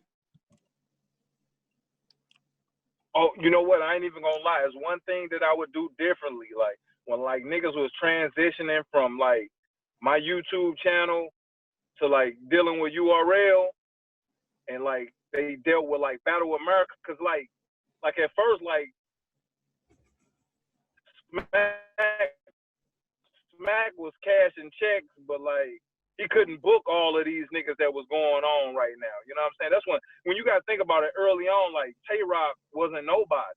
Just to see who T.H.E.S.I.S is right now, you know what I'm saying? Compared to like back in the day, he was like a super mid-tier MC, you know what I'm saying? Like battle MC at that time. Like he opened up for St. Louis versus New York. You know what I mean? So actually that's the only battle that went down. I forgot who his opponent was. But when niggas was transitioning from like my camera to URL, and Smack was available for them to cash checks and shit, you know, he was able to book niggas for thousands of dollars. The only thing I wish I would have changed right there is, even though I may not have had the money in pocket to book them niggas, I should have been able to go outside of myself and get the money to book niggas at that peak point right there. If I would have been able to book the A-Verbs, the Hitmans, and bring people to St. Louis, then I feel like the culture in St. Louis would have been even bigger than it is right now. That's the only thing. That's the only thing that I would like to change right there. Like, because at the end of the day, they fuck with Old Heavy. They fuck with me. They fuck with my brand. We love street status. But guess what? Oh, I got to feed my family, and I'm going to go where the bread was. And I can't do nothing but respect the nigga for that. You feel what I'm saying? So I just wish I had the money to, I don't need all of it, you know what I'm saying? But I just need, at that pinnacle moment, I needed enough to book those guys in the city. And those huge events would have just put St. Louis battle rap on a bigger place than it is right now. So that's like the.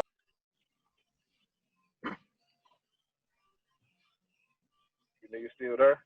Yeah. Yeah, we here. Now I sound like for me, it was like it did the robot for a little minute. Yeah, it was lagging on me.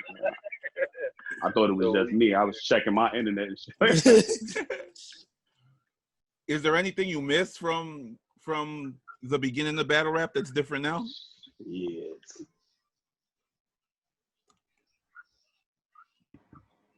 Is there anything you missed? I'm trying. I don't really think it's nothing that I missed, man. It's some things that I wish was still going on. Like I wish Remy D still was like rapping. You know what I mean? He like super lyrical to me. So I miss that he not like active. You know what I mean? I wish Ill was a bit more active. You know what I'm saying? Because like I said, it's money in this. It's a lot of money in this shit, man. And one thing that the culture don't forget about is they don't forget about the first niggas doing it. You know what I mean? Like the first battle niggas that was really originally doing it, like the YouTube age, they still can come out and cash a check. You feel what I'm saying? That's the beauty about battle rap, bro. That's the beauty about this shit. Because these fans, they still want to see Lux, Verb, Mook, Rex. This nigga Rex then no show, freestyle, mixtape. This nigga took off whole rounds.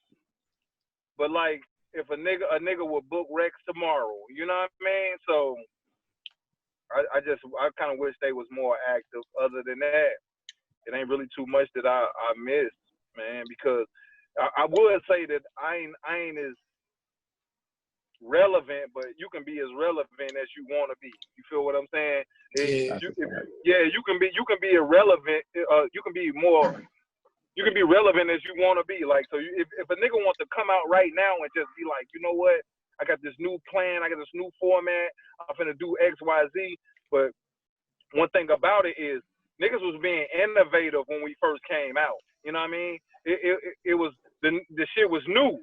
You feel what I'm saying? Yeah. Now you have everybody doing the same thing. Yeah, it's already a blueprint laid down, so they just following whatever the blueprint already is. They can just follow this shit now. But like that's what I'm saying with like Smack them like in the app, and like, bro, like if you in a battle culture, I don't even understand how you can even say anything bad about like the app or anything though, because the app is taking that shit out of Google hands. You kind of understand what I'm saying? They don't get no cut of this. So now the cut that Google was getting, we able to. Yeah, you feel what I'm saying? So like, I don't even understand when niggas be like, I be reading comments and I be like, now you know what it is like. Bitching though a lot. Now they looking at the small picture. You feel me? So they seeing like, oh, you know, like right now, oh shit, Smack get into the bag. He got the app. Like, you know, it ain't about you as an individual. You know what I mean? They rather part of the money still be going to Google and YouTube and shit when. All right, now Smack get into the bag. It's easier for him to get you the bag. They're not seeing that. They're not seeing that. You know, like down the line, like you could be making more money because they giving out less of the bread to other niggas. And there's a lot of the things with the fans now is that there's a lot of the troll fans that haven't been around to even witness all the shit that went into building URL to where it's at today. So yeah, that's what the problem be. It'd be a lot of people that don't come outside anyway. They look at it like, yo. Like any little mistake that's made, they're not looking at it as this man built his own business and he's learning as he go along. Like you don't just build the app overnight and know how to run the shit perfect. But every time that something changes up, like right away they run to the negative because it's like Terra said, these are not people that go outside. These are just people that just sit at home and they get attention when they complain. Like when you say like, yo, that battle was dope, you really don't get no reaction. When you be like, yo, this battle rap is trash, somebody get rid of him, start tagging URL, tag Smack, tag all this. Now you got 20 people in your mentions. Like, so it became a time, which brings me back to what battle rap used to be to what it is now. Like in our day, you couldn't play around like that. Like you really had to see somebody about calling them trash or saying you like, yo, fuck this nigga, get him out of here. Like all of that shit you saying back in the day, you had to actually say it to the rapper's face.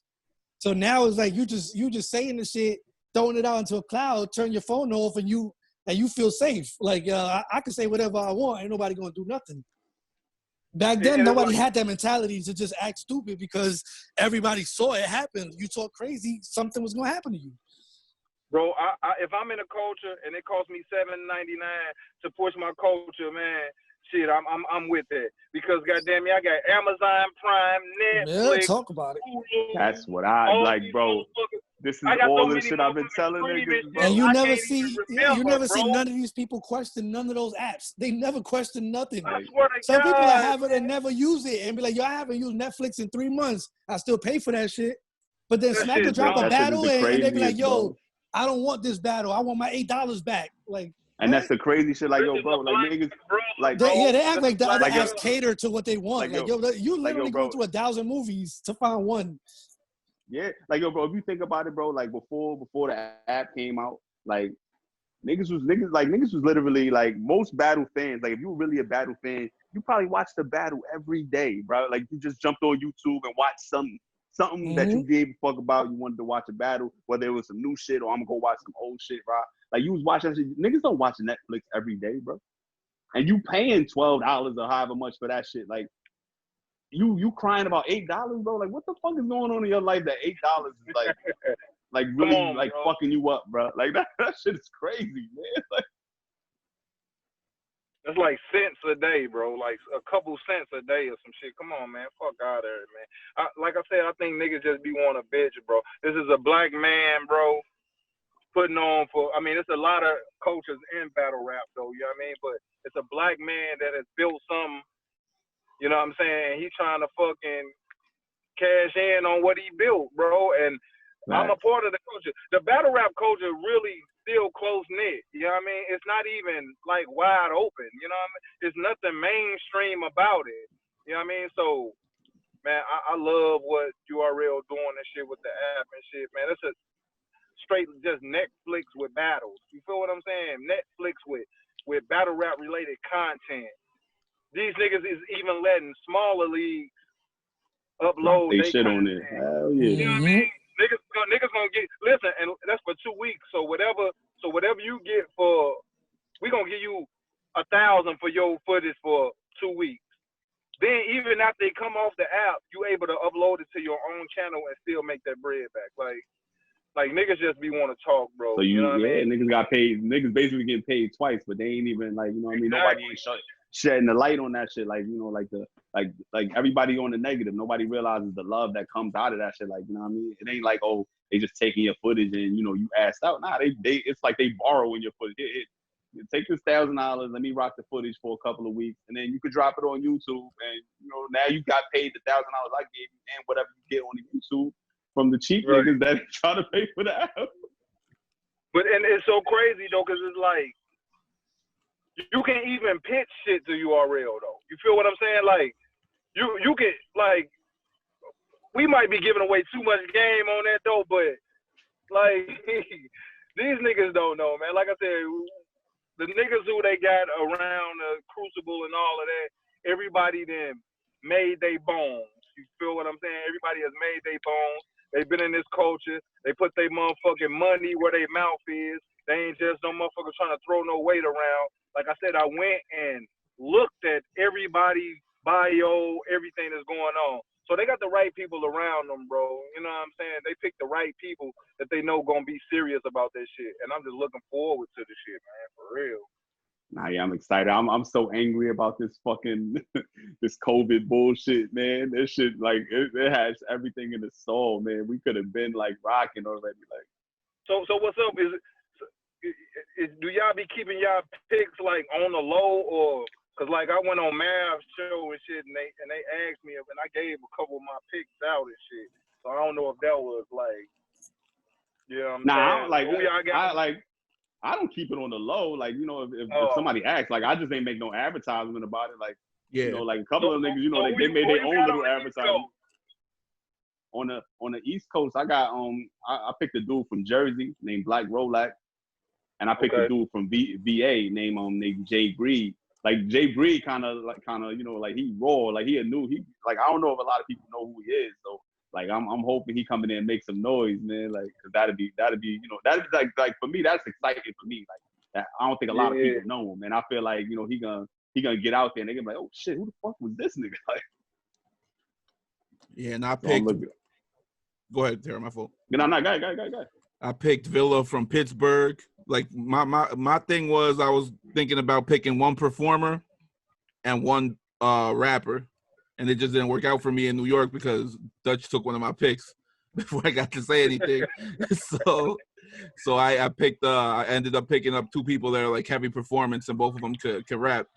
I picked King Capo from Brooklyn, he's from Coliseum, and Villa from Pittsburgh. He's one of Kel's people from Our Society Battle League.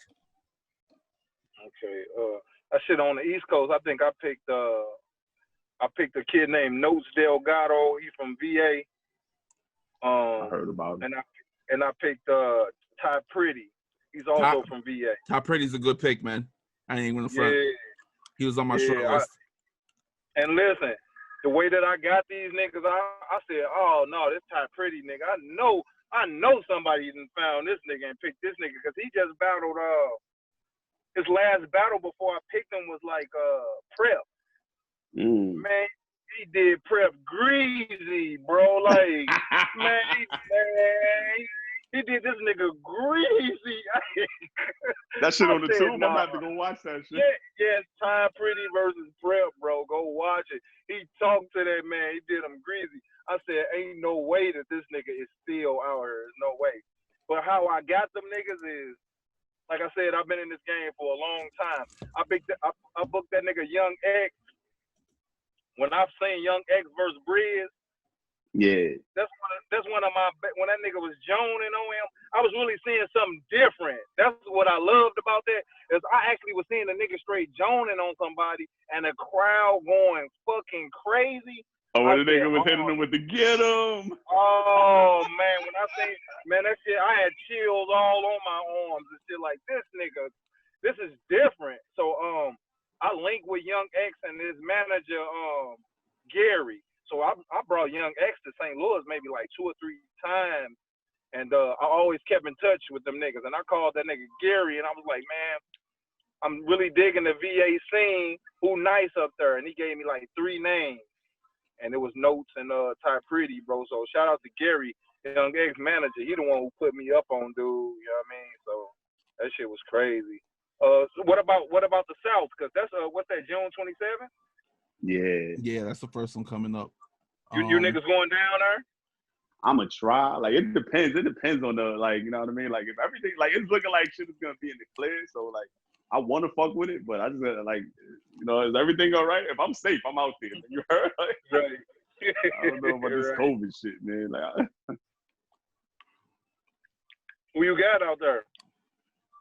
I got the kid Zay from North. Both my guys in North Carolina. I got Zay and I got HD. Okay. And I got Joe. Like, the funny shit with me, all 4 of the guys that I named, like, I already scouted these niggas before Crucible shit. You feel me? Like, I picked the nigga Black Rolac. Him and Zay had a PG. I put both of them niggas in the PGs before we had the Crucible. Okay. You feel me? The kid and the kid Jay Breed, I picked him for when we was doing the Invitational. We had a New York Invitational. I'm like, yo, now get this guy up here to New York, you know, because we watched him. He was in the DMV Invitational. I was like, nah, this nigga's dope. Like, so let's get him to New York, see what he do in New York. He got busy in New York too. I was like, nah, like, I know a lot of people don't know the name, but I'm gonna give this nigga another shot because I like what he was doing. Like, niggas out, you know, like, to come from out of town and still get busy, like, nah, fuck that. Like, we gonna see what you could do elsewhere. Like, let's see what we can get. I got Joe Zemo from, I think he's 3BL. I think he's from North Carolina. And I got, who else do I got from there? Damn, I can't. I'm mixing up these regions, yo. Fuck. Damn, I can't remember who I got down there right now. Oh, Super Black. I forgot about Super Black. Yeah. And the thing is, I kind of did the same thing. Tennessee? Pardon? You from Tennessee? I think Super Black from Alabama. Yeah, Super Black from Alabama. Alabama, yeah. But I seen him in person before. Yeah, he nice. He been out for a minute too. Yeah. Like, I picked the same way. I just realized all my guys, all the guys I picked are from the Invitational. All of them are old Invitational guys that we picked. For the South, I picked, like I said, it was one person that I picked from a video, which KG put my back up against the wall because It was in New York first, so I was like filtering my shit. I wanted the best possible picks that I could get. I swear to God, I I feel your pain, bro. I was going through the same shit. That nigga was in my inbox. So who you got for the South? Who you got for the South? I was like, hey, who I got for the South? That nigga put my back up against the wall. Like I never officially put nobody down for the South or none of that because I didn't know that it was gonna be that quick. But I had in my mind this kid named NB. He from Macon. So he got a real heavy Southern accent. And I'm thinking like, I watched like 3 of his battles and shit, you know what I mean? So I'm like, if I'm gonna go, he from Macon. He's not from Atlanta, he from Macon. So I think if he got on as a battle rapper, what he would do for Macon and the city that they will show him love. You feel what I'm saying? That's dope. That's dope to even think that way. Like that's another thing. You need that fucking push. You know what I mean? Because if you don't got like your city behind you and shit for real, like niggas ain't really rocking, bro. I'm telling you, niggas is not. You need a fucking core audience. You know what I mean? So I got him and this kid named Swavatar Jack. I think he Dot Mob. He actually is Dot Mob. I seen Swavatar in person before. I know you talking about. Yeah, he did. He did the St. Louis, you know, when COVID came, they was doing all these like online battle rap tournaments for the money and shit. Yeah. And he put on so well in the tournament that I was like, I had hit him in a tournament. I'm like, I'm a part of this Crucible shit, man. You did real good. He didn't win it all, but like the shit that he was touching on, and I really liked his energy and shit. I was like, bro, I'ma fuck with you and shit. When KG was like, I need them pigs, it's like the last day. I'm like, all right. Yeah, Swavatar is dope too. He's another one of those that don't really sound like everybody else. Yeah, it was totally different. You know what I mean? Fuck me up. His shit was totally even the name different. alone like, make him stand out. When people start seeing Swavatar Jack, they're like, "What the fuck is Swavatar?" Exactly, and it's so crazy though, because it's like niggas got 2 90-second rounds. So like I be preaching to them niggas and shit though. Like, nah, that's a fact. I'll be on these niggas' body. 90-second rounds, bro. Oh my. Listen, bro, you got 2 90-second rounds, bro. The biggest thing I see, I don't want to hear no stories. These people don't want to hear no stories. I'm letting you know that right now. Your shit better come out the gate like a greyhound at the track, bro. Like, your shit better come out the gate. You better be rapping, bro. Don't called me and I was on getting some head and please don't come. Nah, hell no. We don't need none of that. You gotta come right out, bro, talking about what the fuck going on. You only got 2 90-second rounds, you know what I mean? So that's the biggest thing I've been trying to teach these niggas. Like, I'm just so eager to see what the fuck is finna be at these events, bro. Like, and they said it's gonna be like American Idol, and it's like, well, some of them niggas at American Idol be some shit, boy. Like, we still don't know. We still don't know who the judges are either, because that's what a lot of people keep asking me. Like, yo, who's the judges? I'm like, nigga, I don't know. Just come out there ready for anybody, nigga. Like, I don't know who the judges are. Like, we don't really know what's going on. Like, for all we know, our guys could battle each other, and we just don't know it. You know what I mean? Exactly. So there's a lot in the air that people just aren't thinking about, I think. I can't wait though, man. I'm hyped, man. I'm hyped to see what these dudes do, man. Like, yeah, and I'm hyped to talk shit. JB behind the production and shit. That shit look great. Shit looking wonderful on camera. Yeah, I'm loving it, man. Yo, so to wind this down, what do you want to be like your legacy, and what do you want to be remembered for as far as battle rap, and what's the future for Street Status? Like I said, like how I started the interview, man, is my main thing is to bring culture and art to guys. You feel what I'm saying? Because, like I said, I relate battle rap to like comedy. You know what I'm saying? It's like, only thing about comedy is they can tell the same jokes. You can't do that in battle rap. But unless you're right, you get up there and you can put on in front of 100 people, 200 people, 1,000 people, 2,000 people. Like, bro, that takes real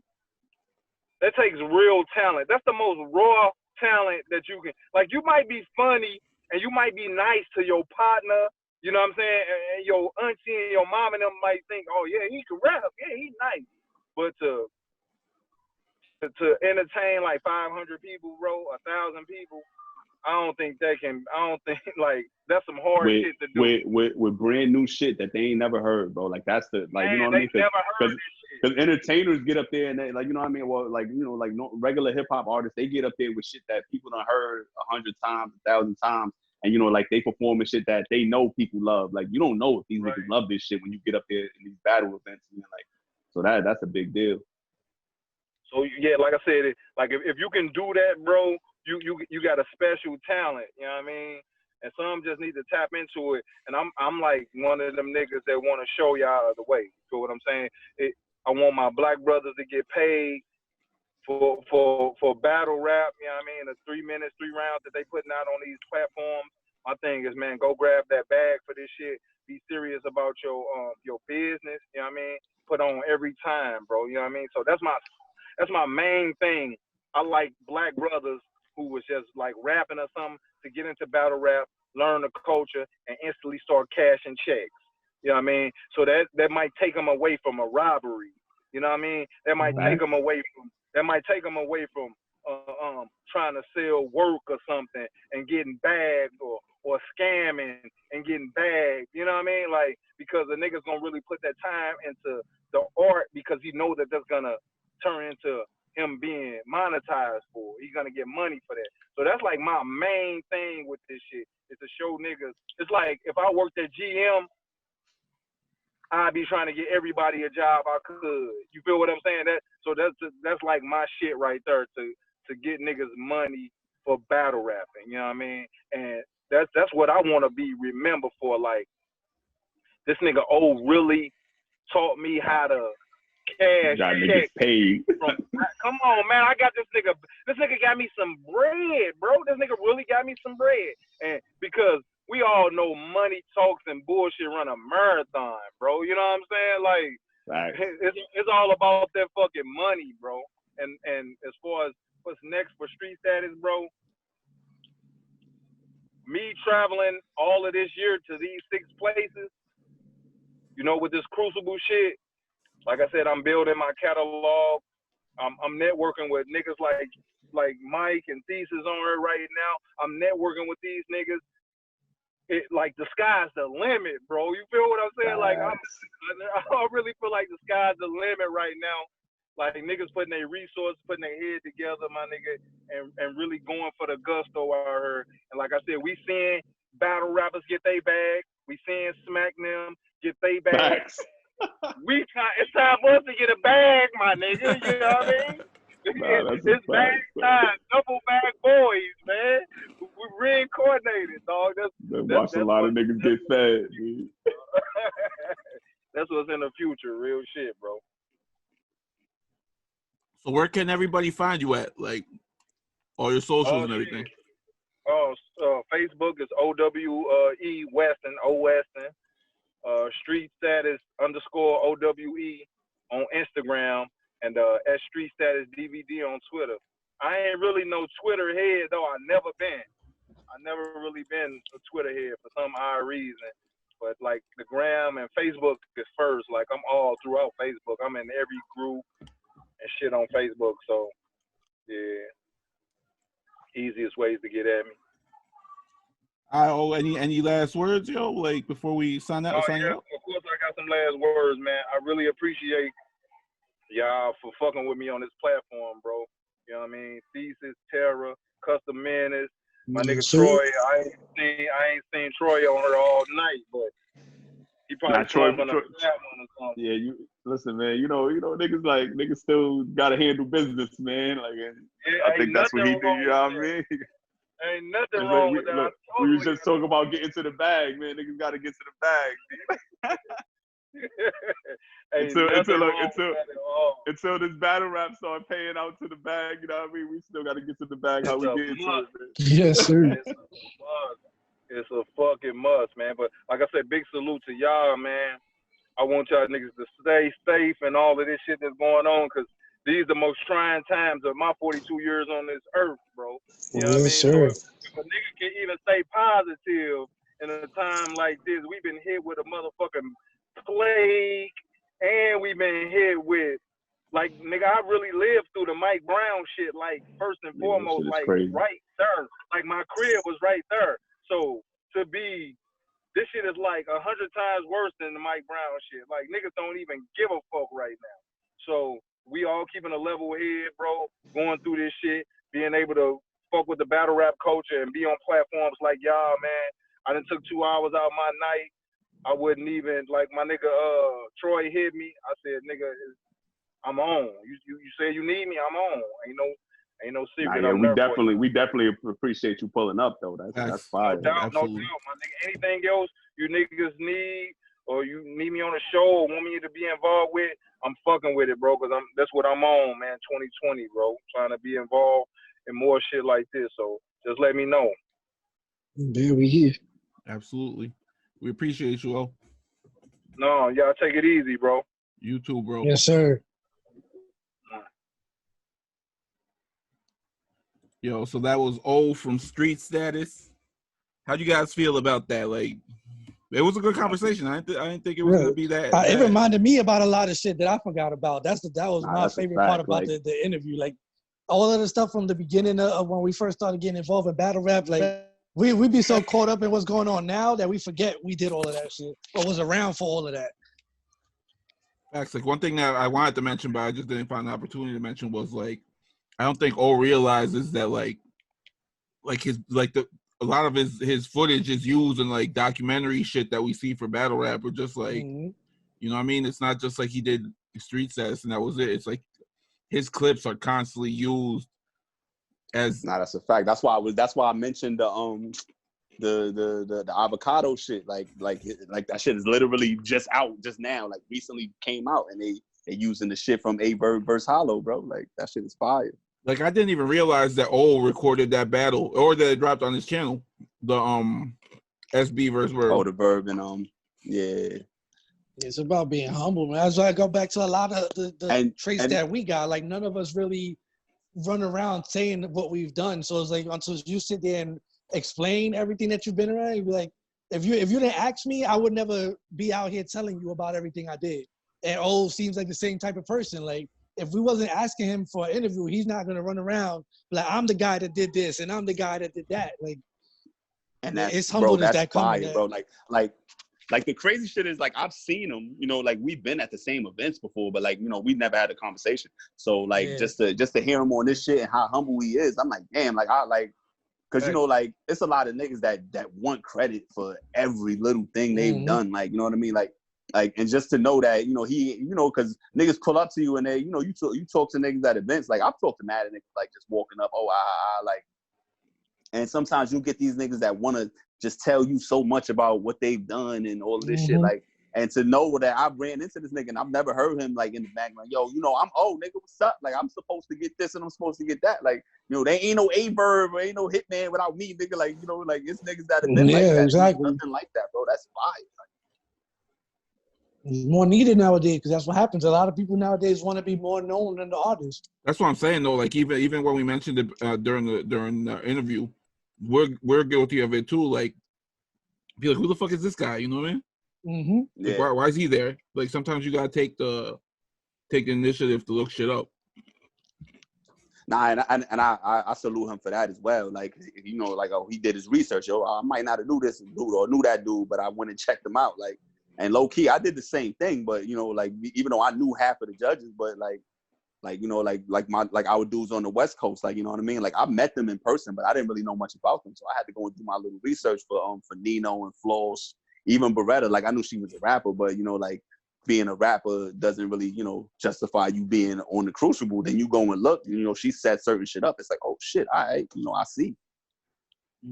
Yeah, and I think a lot of people, that's why I wanted to do this in this format now, as opposed to like the way I was doing it before, because I would run into like 15, maybe the video will be 15 minutes and I get a couple of things, but like, I feel like this is way more in depth and people are gonna learn more about like people behind the scenes, especially. I mean, eventually we'll get to rappers and different people that do different things, but, you know, I think it's a way to appreciate everybody for what they do.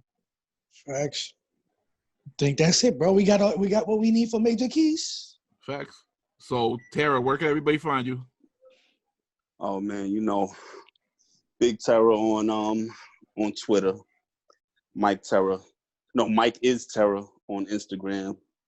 Like, you know, I don't really fuck with the book too heavy no more, man. But you know, I'll be peeking in every now and then. But yeah, catch me on Twitter and IG. Mostly Twitter, man. I'll be on Twitter talking my shit. Custom Made Menace on everything. Easy. Catch me talking my shit with Custom sometime too, man. Even though he want to agree to disagree and shit. It was a good debate. You inviting the trolls though. You see what happened afterwards. People start getting involved in the conversation that ain't had nothing to do with it. This must be a Twitter thing, yo. Nah, that's why I don't really like. It was hilarious. Yeah, because like once you start getting into a debate about something, the next thing that happens is 5 people that have nothing to do with the conversation want to pick a side, and then it just goes into a long back and forth. But that's what ended up happening anyway. Yeah, I felt like I was losing anyway. Nobody was with me. I was the only nigga, like, oh, you know, like. All I know is that we fighting the good fight right now, and we got to fight one fight at a time if we're gonna make change. That's what the final verdict is. I respect it, man. Like, and you can find me at Thesis_HYSC on everything. And this has been another episode of Major Keys, and we'll be back soon with more entertainment.